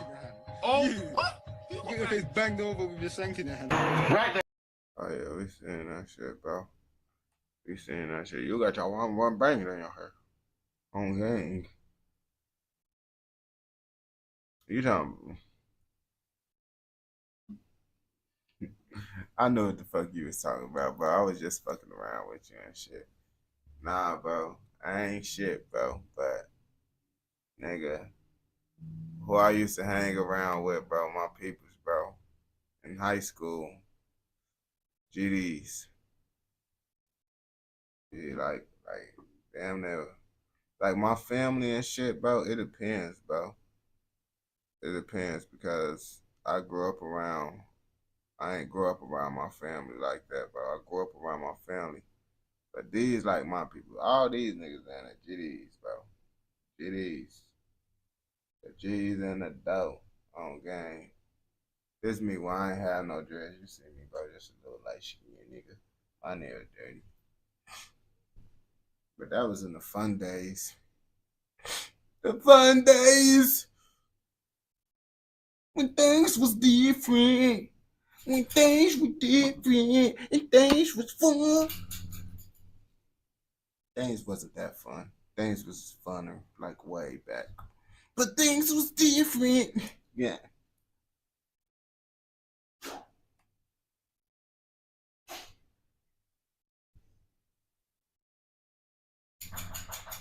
Chum shit free, Larry. Fuck, what's wrong with dude? You know, my grandpa GD. My grandpa GD. He GD as hell too. Like he one of the most GD niggas you can meet, bro, on game. That nigga don't play about that GD shit either, bro, on game. He like, yeah, back in my day, man, it wasn't nobody dropping it wasn't no such thing as GDK back in my day. You hear me, grandson? Nigga, you would get your fingers broke playing around with a nigga like that. Motherfucker playing around with one of the G's, talking about some GDK. That's y'all new niggas. And I'm not even finna sit here and say, but they wasn't even saying BDK. They wasn't doing none of that shit, bro, because niggas was fuck niggas up. Now everybody BDK, GDK, it wasn't none of that shit back in the day, grandson. Niggas will fuck you up over that shit. Niggas don't play. Niggas don't play about that shit. I'm like, all right, grandpa, on game. Those ass be tweaking. CP Studio shooting.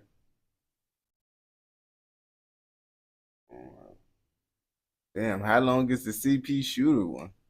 That bitch damn that long. And I'm gonna hop on like today. It's still gonna be considered today. I just hopped on this bitch because I've been like, bro, I want to see how long I could actually like. I feel my body down there giving it. I really should like go to sleep so I could be able to wake up, bro. Cause it's like if I'm supposed to go to sleep at like 5. Because if I go to sleep at 5, I'll be able to wake up at like 10, 11. It's basically 6. And I don't want to wake up too late. That's the whole thing. I don't know. Should we just end it off with the nighttime blunt, bro? Well, it's not going to be the nighttime because we're going to hop on this bitch. We did 4. We did 4, didn't we? Because we're going to hop back on this bitch later. You feel me? We did 4.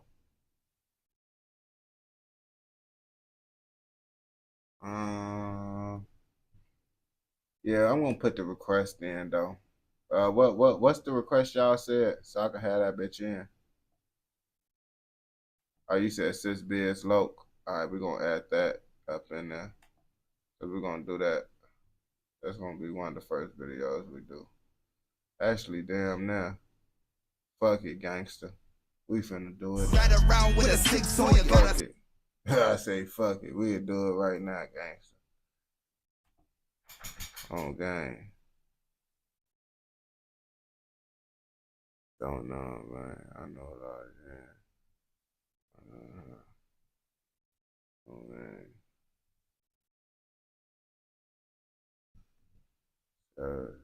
Savages from the 6.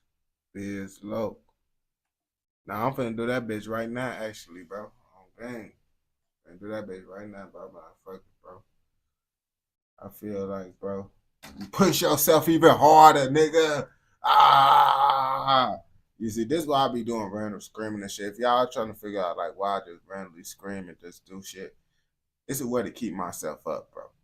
It's a way that I learned to actually kind of help. Like if I just like it kind of help me. It kind of keep me up, bro. So don't think I'm retarded, bro. I'm not retarded. At least I hope. But you feel me? Yeah. Biz Loke. Wait, where's Biz Loke? Is he from Cali, Canada? Where's Biz Loke from?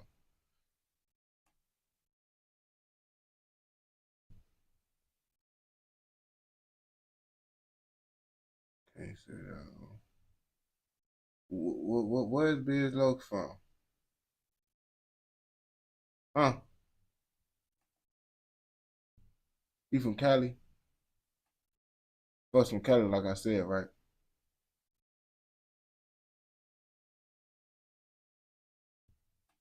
Folks from Toronto, Alright.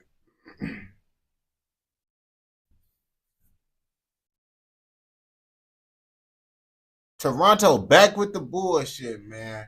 Like every time I see a video about Toronto, motherfuckers is tweaking.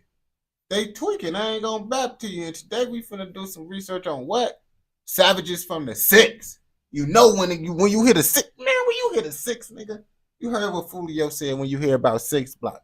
Now let's see if 6 block dangerous over here in motherfucking Toronto. We motherfucking learning about Biz Loke. So let's see if Biz Loke really get like that. Come on, let's figure out this shit together now.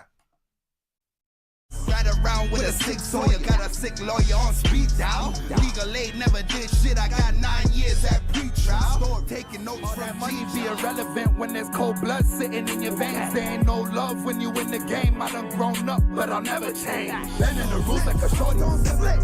Egg West, crit, egg West. Ride for the fam, I don't beg Frank. Back on the roads, free the dogs. I was locked in my cell, reading songs. I ain't gonna bap to you, my nigga, bro. This shit kind of ass, bro. I'm not even finna sit here and sugarcoat shit to y'all niggas. Now what?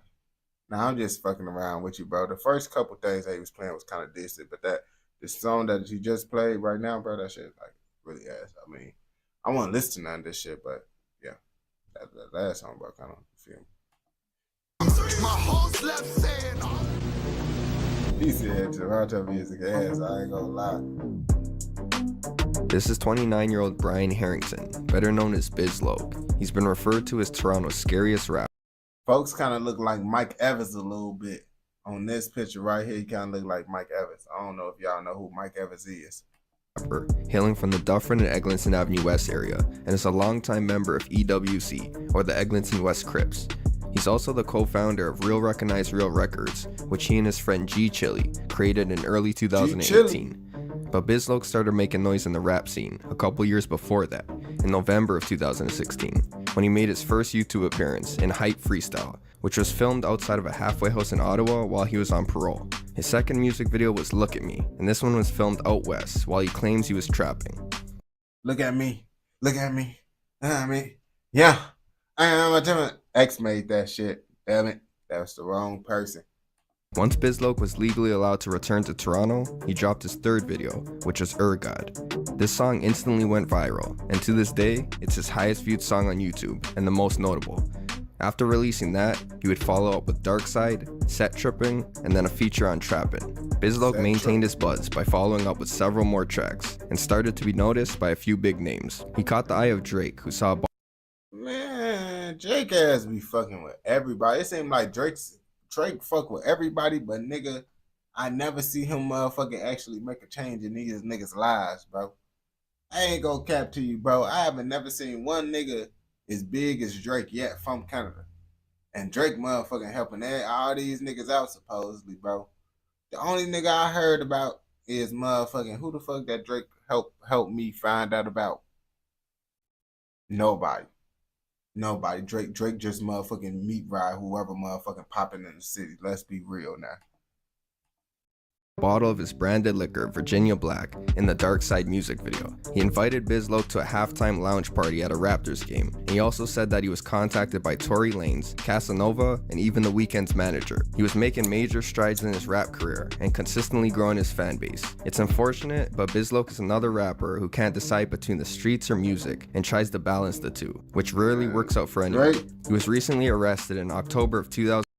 Party Next Door, ain't they from America, bro? Ain't they from America, bro, nigga? And honestly, bro, Party Next Door, I know. What the fuck song did they make again? Second off. But first off, ain't them niggas from America? Or no?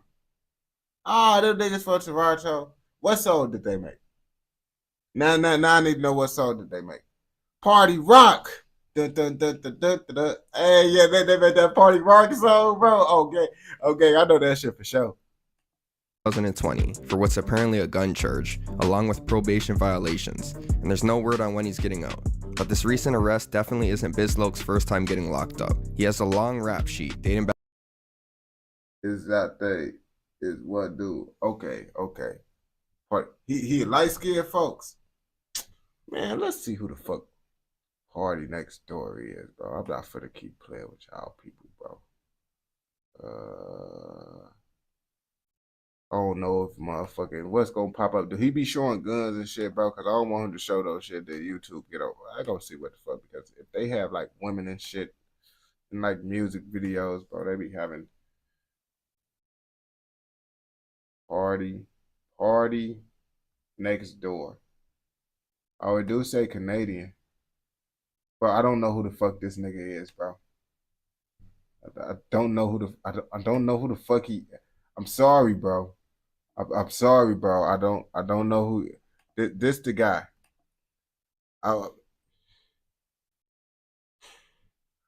Drake ain't help nobody. Drake ain't really. What song did he make again, bro? We're gonna have to do some research on folks. We gotta do some research on motherfucking bro, because I don't know him. Back over a decade and was involved in a few separate incidents. He's one of the only rappers that's ever made a diss track against a jail, so it's clear that the two have history. All that will be explored in this episode of Savages from the Six, where we'll take a look at Eglinton Avenue West, Biz Loc. So Biz Loc is from a section of Eglinton Avenue West known as Little Jamaica, which is in the York region of Toronto. This strip has seen countless shootings and homicides over the last couple decades. Most recently, 6 people were shot outside of a bakery near Eglinton and Oakwood in September. Biz Loc ended up being part of the Eglinton West Crips, a gang that derived from an earlier group called the Front Page Gangsters, which was formed by high school friends back in the mid-1990s. The gang's turf is a long stretch of Eglinton Avenue, from Keele Street east to Oakwood, and the Nah, they got a long ass territory, bro. They might as well just spread that shit all the way over here. But they like, nah, nigga, that's not how that shit work, bro. Okay, I know. Surrounding areas. Their main rivals are the Von Road Bloods, with several murders being connected to this classic Bloods vs Crips feud. Most gang members with 10 plus years of experience will likely have had some run-ins with police along the way, and Biz Loc was no exception. I know this was back in the day. This old ass, generic ass GTA edit, bro.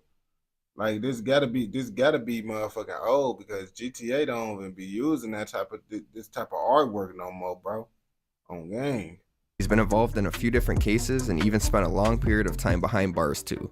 But before we dive into the murky stuff, let's take a brief look at Biz Loc's upbringing so we can understand where he's coming from. Thanks to in-depth interviews by Cash Feelings, We Love Hip Hop Network, and Macadelic, you can get a picture of Biz Loc's story, and a good deal of information used in this video was pulled from them. I'll include a link down below for anyone interested in watching them. For now, I'll try to summarize it.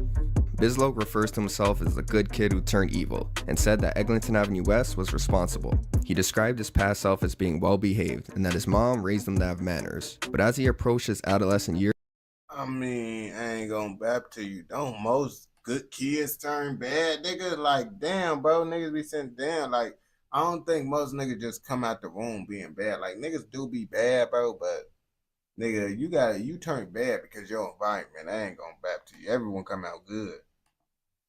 Biz Loc began to change. He started getting into trouble in school and was coming home late at night, and it quickly became too much for his mom to handle. She decided that young Biz Loc needed a behavior reform. So when he was in the 4th grade, at the age of around 9 or so, his mother sent him thousands of miles away to Trinidad, where he would live with his aunt. His mom was hoping that a fresh start and change. I wanna say, because when you look at lots of the people's stories and shit, bro. Lots of the fucked up people's stories.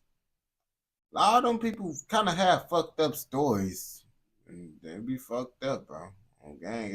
You ain't really gonna see too many motherfuckers, you feel me, that like they be messed up, or they a weak-minded individual. Weak-minded individuals do messed up shit. Like, yeah, they probably easily influenced. But I feel like whatever the fuck they go through and shit, like, I ain't gonna cap to you. I'm still, like, relearning how to not do certain things, bro, from what my parents do and shit. But it's like, I feel like all that shit just stems down to you being a strong-minded, weak-minded individual and all that shit. And some people be having mental disabilities. That's a whole different ball game right there, bro. But I feel like it just all, like, some people is more easily turned fucked up than other individuals. That's what I will say. Some people, it take a little bit more to make them be that fucked up individual, and some people, it don't take that much for them to be a fucked up individual. Change of scenery would help straighten out her son. Fast forward a couple years, Bizloke eventually returned to Canada and was enrolled back in school, now in the 6th grade. It turns out his mom's plan worked, because Bizloke said when he came back, his behavior was better. He managed to stay out of trouble, at least for a while. But he explained the transition back as being different. The same friends who were playing games like cops and robbers for fun were now throwing rocks through windows and getting into more trouble than just petty mischief. When he wasn't in the streets and was in class, he was getting suspended on a regular basis until he was eventually kicked out. When Bizloke was in his mid-teens, Bro, get it suspended. That shit normal, bro. I ain't gonna bab to you. I feel like certain shit you just grow out of, though. Like, all that fighting shit, breaking windows, all that shit, bro. That shit just like normal shit, bro. I didn't stop getting suspended till like my sophomore year. Like, bro, like for fighting and stuff, bro. Like, that shit just normal as hell. Like running around doing badass shit. Like, I feel like that shit ain't really nothing for motherfuckers to say, oh yeah, motherfucker was a bad kid and all that shit for real. I mean, I guess you could say that was a bad kid, but I don't say like that. That's just you going through developing and shit. around 2007, he got expelled from his high school. You seen someone sabotage? I mean, I ain't gonna cap to you, bro.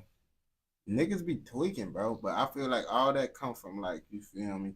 Some people need more work than other work. Like some people, bro, you maybe think they was born fucked up. Nah, bro, they just needed more work when they was born. And if you don't give them that work, bro, they fucked up, bro, on game.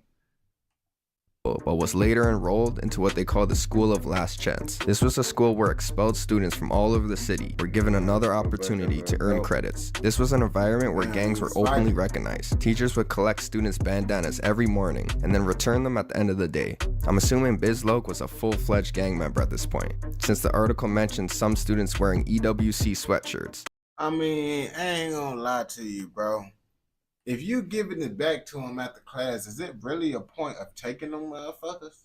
Like, if I'm being wholeheartedly honest with y'all motherfuckers right now, if you taking this shit from them and you giving it right back, it's not really doing it. You might as well just let them keep that shit. You feel me? That shit don't make sense. And doing all their projects on blue paper. I don't know if he graduated or not, but it's reported that he did stints in juvenile detention, so bouncing between that and school can make it tough to stay motivated. Soon enough, Bizloke found a new passion, other than the color blue: rap. He recalls his first memories rapping when he was around 16 or so, when he and his friends would often get drunk and freestyle in building staircases. You know those staircases that you would go walk through and you see blunt trash on the floor and shit? Yeah. That was us. Why you had to add the answer, bro? Why you add the nigga? I ain't gonna bap to you, bro. I never really seen like Essence out the apartment like that for real. Like, nigga, they really be more outside. Like, it will be inside, but it ain't really just gonna be around like that inside for real. I ain't gonna bap to you. Yeah. He was really pushed to take rap seriously by an older man in the neighborhood who goes by G Chili, a man who is well respected and considered an OG. He was financially well off and acted as inspiration for Bizloke and other men who came from the same place. G Chili owned a clothing shop on Eglinton Avenue, and in the basement, that shit look dangerous as hell. If this the motherfucking place that he opened a clothing store, couldn't find the store name. Yeah, if this the shit, bro, I would not be wanting to go to this store. Damn near everything up in that shit motherfucking fake as hell anyway. And you damn near might get popcorn to this motherfucker.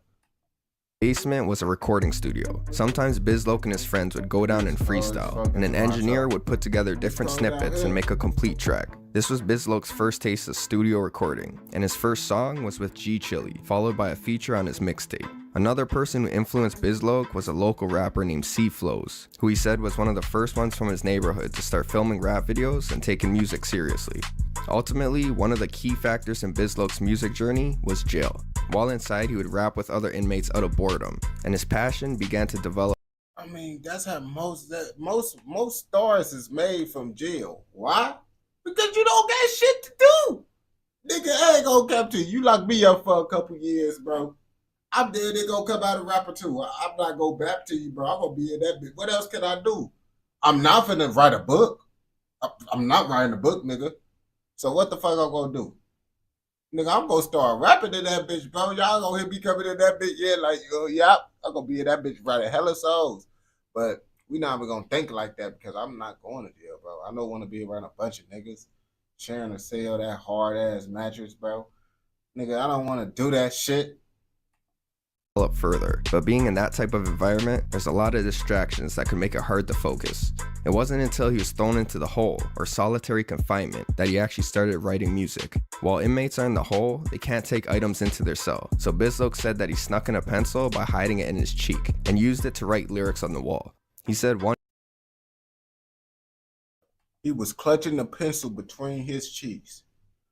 You gotta do what you gotta do in that bitch. You don't know what a motherfucker had to do to get that pencil inside the motherfucking solitary confinement, so don't speak on them, nigga. One day he performed live for inmates, some of them serving life sentences, and claims that a few men were left teary-eyed after hearing Bizloke rap about their mutual struggle. Once he was released from jail, he had a bunch of written material and also a newfound motivation to pursue rap. At this point, some of you may be wondering, what was he in jail for in the first place? It was the result of an incident that happened in the year 2009, and it would be Bizloke's first adult run-in with police. But before we get to that, I want to quickly mention something impactful that Bizloke experienced the year before that, in 2008. He was with his close friend, Stephen Barton, who was also an Egg West Crip member, moments before he was shot and killed. It happened at a bus stop around Kiel and Eglinton. Come on, bro. How many... Bro, AC, yeah. You see an AC in the window, bro, it's a bad area. Bus stop right in front of the apartment, bad area. What the fuck is this? What the fuck is this about? Okay. They bogus as hell, dangerous. Niggas die. What? Nigga, grass on the gate. Put bodies over there. Niggas, I'm not being over here, nigga. I see why a nigga got shot. This look like an area you would get shot at, bro. I ain't gonna cap to you. On the afternoon of September 9th, 2008, seeing something like that could understandably have some effect on a young mind. After losing his friend, it was about a year later when Bizloke would commit his first major criminal offense. The story begins in the midnight of August 14th, 2009. A man named Mikey George was in his apartment, located on top of a store at 1692 Eglinton Avenue West. It was around 2 a.m. Bro, and Mikey on top of a store. I'm not finna keep playing with y'all niggas in Toronto, bro. What the fuck? I'm not finna keep playing with y'all niggas. Y'all know why y'all getting shot. If any nigga going to shop at any of these things, bro, just have your gun with you. I'm not trusting no shit that... Bro, is this shit boarded? Come on, my nigga. It look like niggas living on top of all these stores, bro. These bitches 2-in-1s, bro. And they got the Chinese shop right... Bro, you know you in the hood when they got the Chinese shop next to the laundromat. What the fuck? Where the ACs at? I don't see no ACs in the window. They probably got them bitches on the other side. I know how they get, bro. When I had my AC in the window, I didn't want niggas to know I had AC in the window. So I tried to put my AC in the window on the back. You feel me? Because, you know, you don't be wanting, man. You see a bitch pull up to your crib. She see the AC in the window, bro. She already know how you living. I ain't gonna bap to you. Store at 1692 Eglinton Avenue West. It was around 2 a.m. and Mikey was home with his roommate, sipping on Old English liquor. After he drank a good portion of the 40-ounce bottle, he decided he wanted to call his girlfriend. He left his apartment tipsy and walked down the street to a payphone, which wasn't too far away. He picked up the phone and dialed in the number, when suddenly he heard someone approach from behind him. He turned around and saw 3 unmasked males, one of them demanding he hand over his watch and hat, while another one asked where he was from. He gave them his belongings and revealed where he lived. A car that was driving by distracted the robbers for a second, and Mikey saw it as a chance to escape. He ran towards the entrance of his apartment, but the perps were in close pursuit. He managed to get inside and close the door, but before he could lock it, someone started pulling the door open. There was a brief tug of war before he saw one of the men reach into his waistband and pull out a gun, at which point Mikey stopped resisting and let them open the door. Once inside the confined entrance area, all three suspects kicked, punched, and pistol whipped Mikey. They continued to beat him and wanted him to give up anything else he had, so he gave them $60. They then dragged him upstairs. Bro, he already gave up the watch. No, I didn't do that yet. He already gave up the watch. He gave you his last 60 ball, bro. But it's his fault. Cause nigga, if you using a payphone that night in that area that we were just looking at, nigga, that's on you, bro. I'm not using no payphone in that area, bro. Why are you hanging out in that area at night, my nigga? I know you trying to run to your apartment or whatever, nigga, but you could do that shit the next day. You don't got no gun to be out here lollygagging inside those type of areas. Stairs and into his apartment. Once inside, they asked Mikey which room was his. He wasn't really talking, so one of them kicked in a random bedroom door, but no one was inside. He made it worse for him fucking self, bro. He's a fucking dumbass, bro. He thought he was gonna get away, so he ran to his crib. He didn't get away. Now them niggas finna rob his motherfucking house. Congratulations, you just made your situation even fucking worse. Mikey screamed for help, trying to get the attention of his roommate, who was in another room with the door closed. He told his roommate to call the police, which spooked the robbers. All three of them ran down the stairs and left the way they came. Them niggas is lucky. He lucky. He lucky. That shit could have went way bad. Nigga could have got scared. Hey, shut your bitch ass up. Pow, pow, pow. And then that shit would have been more stupid because the gunshots would have really got the police to come. But yeah, bro, them niggas tweaking doing that shit. Getting robbed and beat up at your own crib. Yeah, that shit pretty wild, bro. His ass thought shit was sweet, bro, thinking he was finna get away like he was the Flash. Mikey was still in his apartment, now banging on his roommate's door, when one of the robbers returned. It was the one who was armed, and without words, he shot Mikey once through the abdomen. The gunman fled. I told this nigga, and then his roommate, he hear the robbery happen. The roommate that hear the robbery happen, he damn near try to call the police, but he ain't trying to let them know he up in there. He trying to act like he not there, cause he like, nigga, you letting them know I'm up in here? Nigga, I ain't trying to get fucked up, nigga. Nigga, I hear you getting fucked up through the door, nigga. What the fuck? I ain't trying, boy, stop calling my name, nigga. I'm finna call the police. But nigga, he don't even know, bro. He not trying to let him up in that bitch. But folks ass tweet, bro, you screaming and shit, bro. I said it could have went bad. A nigga could have popped you for screaming. And what they do? Folks said steady screaming at the door. They came back to pop his ass because his ass was screaming. What I tell y'all niggas about that screaming shit, bro? And Mikey, now panicked, applied pressure to his wound by wrapping a t-shirt around it. He called 911, and once emergency crews arrived, he was transported to Sunnybrook Hospital with serious but non-life-threatening injuries. 14 hours later, while Mikey was still recovering in the hospital, police began pressing him for details about what happened. They had Mikey give a video-recorded statement in which he provided his version of what happened and also a description of the suspects. After hearing Mikey's story and details about the suspect's appearance, the police had a few potential names in mind. They arranged separate photo lineups for each three of the men they thought were involved and had Mikey look at them. He picked out the three individuals who he said were responsible for robbing and assaulting him that night. The first suspect was named Andrew Davis. The second was a young offender, listed only as AC. And the last, who Mikey claims was the shooter, was Brian Harrington, Bizloke. All three of them were tracked down, arrested, and charged with robbery, break-and-enter, forcible confinement, assault with a weapon, and unlicensed possession of a firearm. After a couple years of preparation, the trial of Bizloke and the two accused would begin in early June of 2011. Damn! Don't tell me a nigga bit that motherfucking cheese. Identified suspect, AC, ended up revealing a potential motive for the robbery. He said that the victim, Mikey, was wearing a red hat and a red shirt, and they thought he was affiliated with the Von Road Bloods. Long trial short, the victim... Nigga, what the fuck are you telling that shit finna do? Oh yeah, these niggas gangbanging. Slap another charge. Let's slap another charge on these niggas because these niggas wanna rob niggas because they wearing red. Okay, so you gangbanging now. That's basically just what you told them. The Mikey being able to identify Bizlo, along with what seems like his friend AC working against him, there was enough evidence for conviction. He pled guilty to the charges and was sentenced to 9 years. He was given credit. Damn, his homie motherfucking told on him, I ain't gonna bap to you, bro, but he on some high-head ass shit.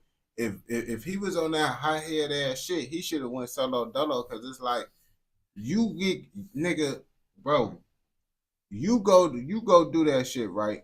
Them niggas like, bro, we ran away, nigga. I ain't popping, bro. I ain't trying to go to jail for a body. I'm just trying to rob him. So now, a nigga that's saying that shit, what you think he finna do next? Take a motherfucking guess. He gonna snitch on your goof ass.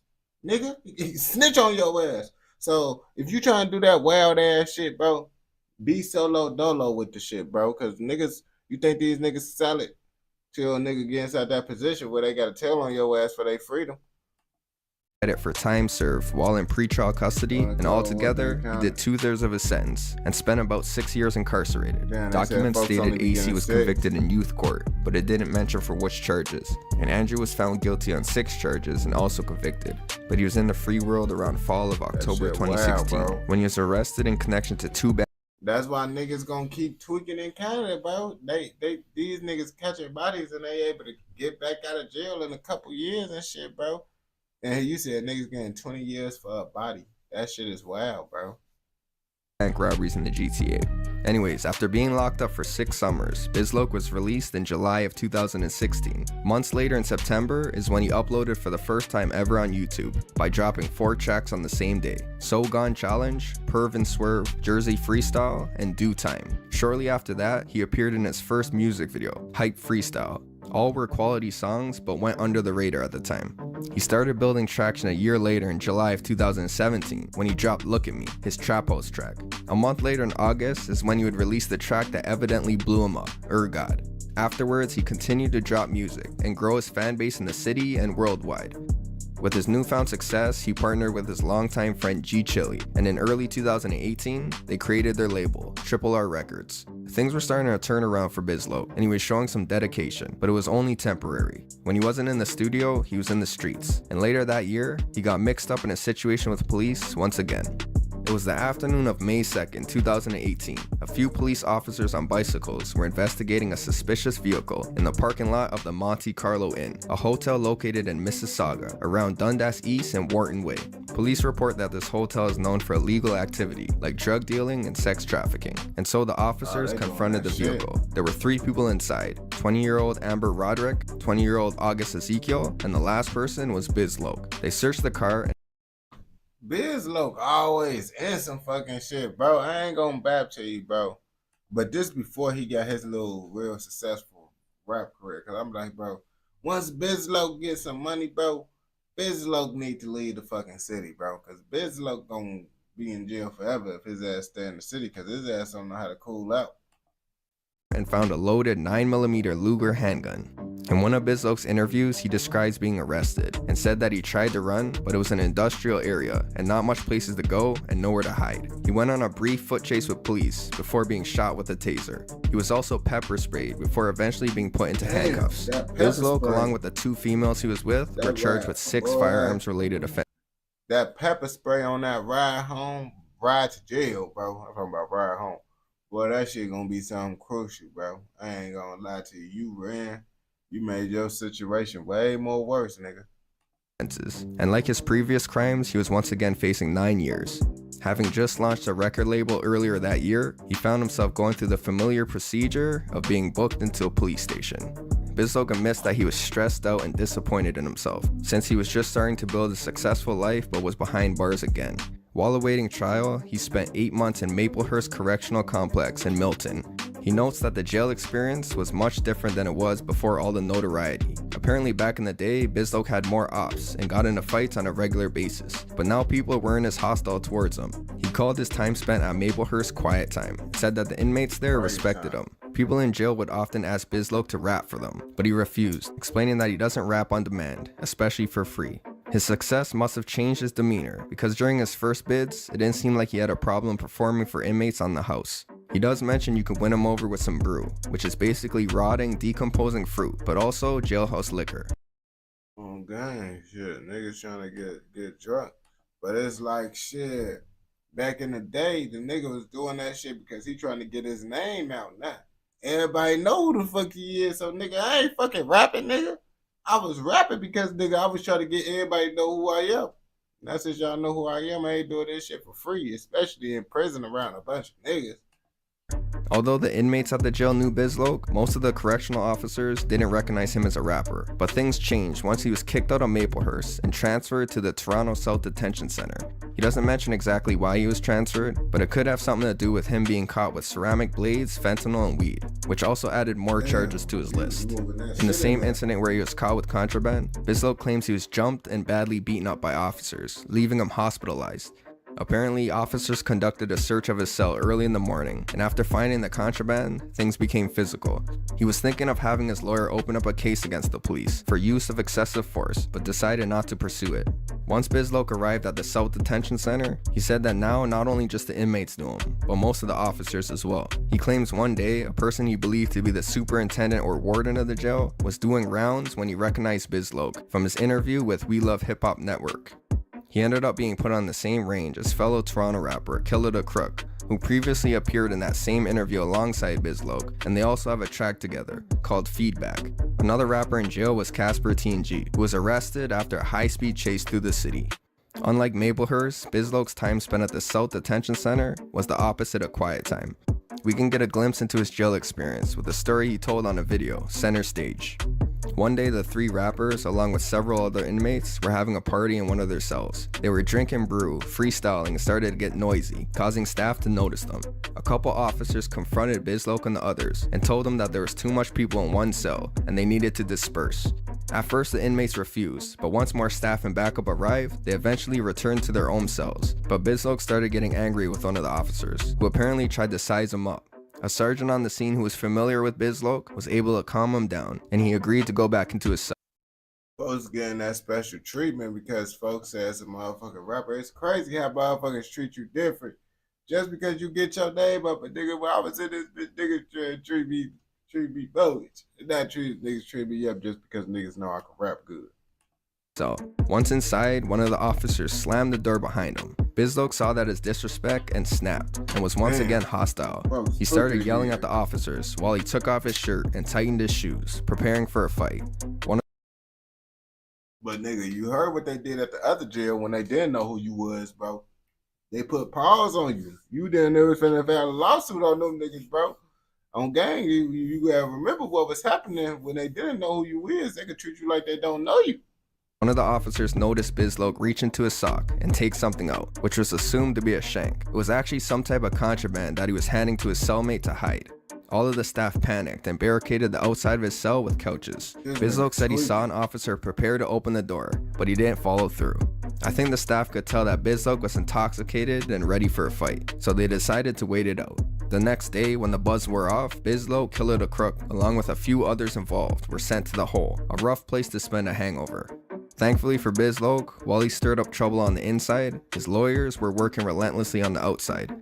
Taking a look at the case against them, it appeared that the police had no legal grounds to investigate the car that Bizloke was in. But it turned out there was. The hotel where the car was parked, the Monte Carlo Inn, had a written contract with police that stated they were allowed to investigate any suspicious vehicle or persons on the premises to ensure they weren't trespassing. Oh, damn. You see? That's why you can't be sitting on public property like that. Because it's like, man, the people give you, be like, yeah, bro, we give them permission to search motherfuckers because we don't want trespassers. Then your ass might be cooked, but I don't know. It sound like he got a good lawyer. There was only one problem with the contract. It expired about a year prior to the incident, and it hadn't been renewed. This invalid contract basically dismantled the case against Bizloke. The Crown was trying to pin the gun on him, and in a recorded phone call from jail, he claims they even tried to use his rap lyrics as evidence. He featured on a track called My Ends with Bizzle, and he has a bar where he says, this is basically the... That shit sound like it was probably ass, but I don't know.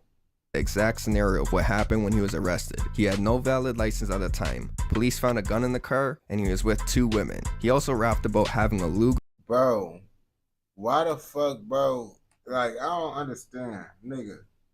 If you don't get your L's, bro, your L's suspended, nigga, why is you even in the car driving with a pipe on you, bro?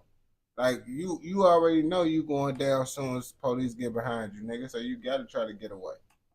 On his designer belt, and that was the same model of the gun that police found. The biggest coincidence of all was that this video was uploaded on the same day that Bizloke was arrested, May 2nd, 2018, but he argued it was pre-recorded months prior. Although the lyrics seemed connected to the incident, the evidence didn't really have an effect in court. Without that valid contract with the hotel, the police didn't really have legal grounds to. But the shit don't even make sense. If the shit happened the same day as the thing, how the fuck was he gonna be able to make a song, bro, and talk about some shit the same day, bro? That shit had to be prior, bro. That shit don't even make sense, bro, if he got locked up the same day the song dropped. Initially pull over the vehicle. So despite a gun being found, the Crown made the decision to forfeit the case during the pre-trial motions. Bizloke had all the firearms charges withdrawn, but he pled guilty to obstruction of a peace officer for providing a fake name. With the time he received for that charge, along with the plea deal for the contraband charges he got as an inmate, he spent about 1 year. Yeah, they been like, hey, bro, hey, nigga, we know your ass guilty, but due to the law, we can't say your ass is guilty. But your ass most definitely got to do some time, bro. We getting on that ass still. And 1 month in jail. A short time after being released, in late June of 2019, he dropped the first 48, which went under the radar at the time, and most of his fans were still unaware he was even on road. He remained quiet for a few months, but he finally made it clear he was home when he dropped I'm Back Crody in October of 2019. Filmed outside of a prominent store on his turf of Eglinton Avenue West, this video made a much. Oh yeah, that shit the hood, bro. We already graffiti. See, bad sign, bro. We in the hood, but I already knew just by looking at the architecture of this shit. Louder statement than his last, and featured a squad of masked members from his gang, all of them wearing mostly blue, pushing to give off an undeniable Crip vibe. The following years, he released tracks like Mode, Straight Bars, and Murder She Wrote. That brings us back to the present day. In the center stage video, Bizloke claimed that after his 2018 arrest, he was focused on strictly music, and it appeared like he learned his lesson. But I don't think he was sincere, because he was arrested in October of 2020 for charges related. Bro, niggas always say that shit, bro. They don't fucking learn. They be bapping. They be bapping, bro. And it's like, bro, nigga, just if you ain't trying to, if you really want to do better, bro, you a mainstream rapper, bro, leave the hood, go to a rich ass area, bro, hire you some security, or just you don't even gotta hire security for real, bro. Get one of your cousins, friends that's not a felon. Have them get their little gun card or whatever. Have them niggas with you, bro. Damn, they make them do a little security class or some shit, bro. And now you good, bro. To firearms yet again. The news came after he made a statement on his Instagram account where he not only apologizes to fans for letting him down, but he also gives details about his arrest. Someone called the police about him breaching his probation conditions, and this person also revealed Bizloke's location, which was inside a club. The police prepared for what he called a high-risk take. Oh yeah, I forgot, bro. We talking about Canada, bro. I'm tweaking, bro. Y'all just can't just. I mean, it's like New York. It's not like that. Like in New York, it's the same way. You can't just. It's hard to get in New York and shit. Certain states like that, but where I'm from, it's not really that hard, bro, to get it. Down and ambushed him as he left the club. They allegedly found a gun in his waistband, which he was charged for. He doesn't go into the exact charges, but he said he probably won't be coming home anytime soon. Now that we're up to date with Bizloke's history, I wanted to address a recent allegation about him that I found online. I don't mean to taint Bizloke's name, I just wanted to try and clear up some rumors that were floating around. So I'm not sure if this was posted somewhere else before, but I first heard of this from a user on the Torontology Reddit. This user found a court document of a case involving Bizloke and claimed it showed evidence of him snitching. This case has to do with the same incident I mentioned earlier, when Bizloke saw his friend, Stephen Barton, shot to death in 2008. It's alleged that Bizloke cooperated with authorities to have his friend's killer arrested. But before speculating more, let's take a closer. Damn, so Biz, that's why you put the rat and cheese emoji, bro? I thought you put the rat and cheese emoji because the other nigga told. That's why you put the rat and cheese emoji? You saying Bizloke a snitch? Damn, bro. Plot twist. Closer look at the document. So basically it lists Bizloke's name, Brian Harrington, as a crown witness in the case and notes that he testified. I think people hear the word crown witness and testify and are quick to assume that someone's a snitch. Fact of the matter is, it doesn't necessarily mean that. You can actually be subpoenaed to appear in court as a witness, meaning they are legally forcing you to show up and take the stand.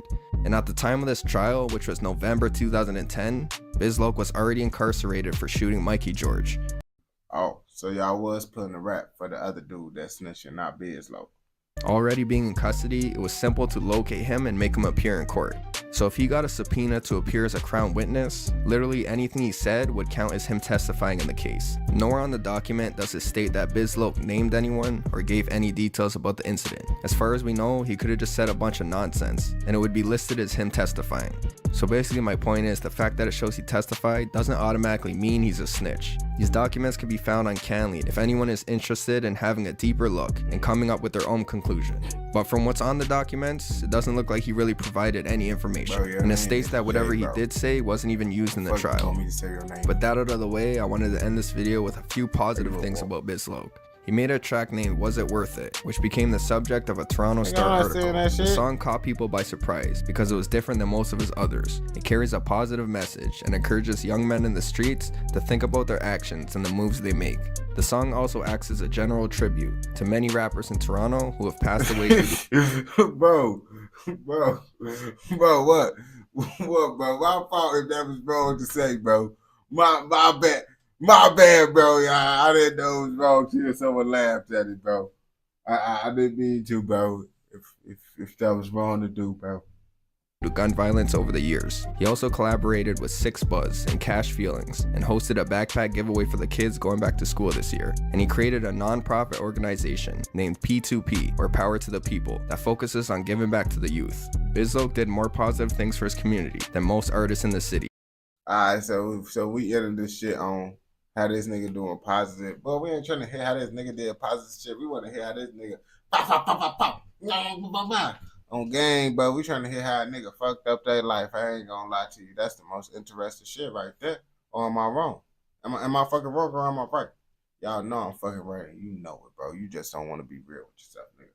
But if you watch this shit all the way through, nigga, I know you fuck with another motherfucking video. So go ahead and go watch another motherfucking video, nigga. And don't forget to like, comment, subscribe, and what? Turn on post notifications, nigga, so you never, ever miss out on any content like this. Go! Let's go.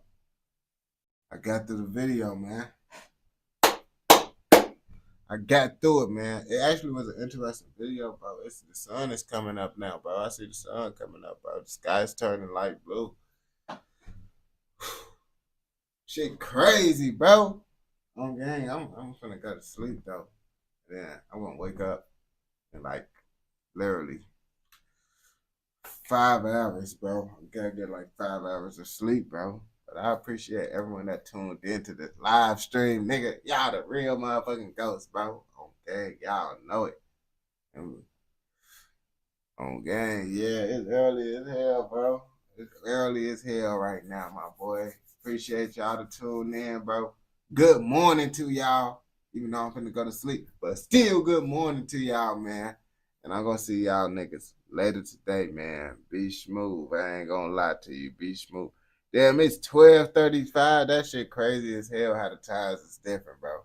That shit wild as hell, man. Enjoy y'all.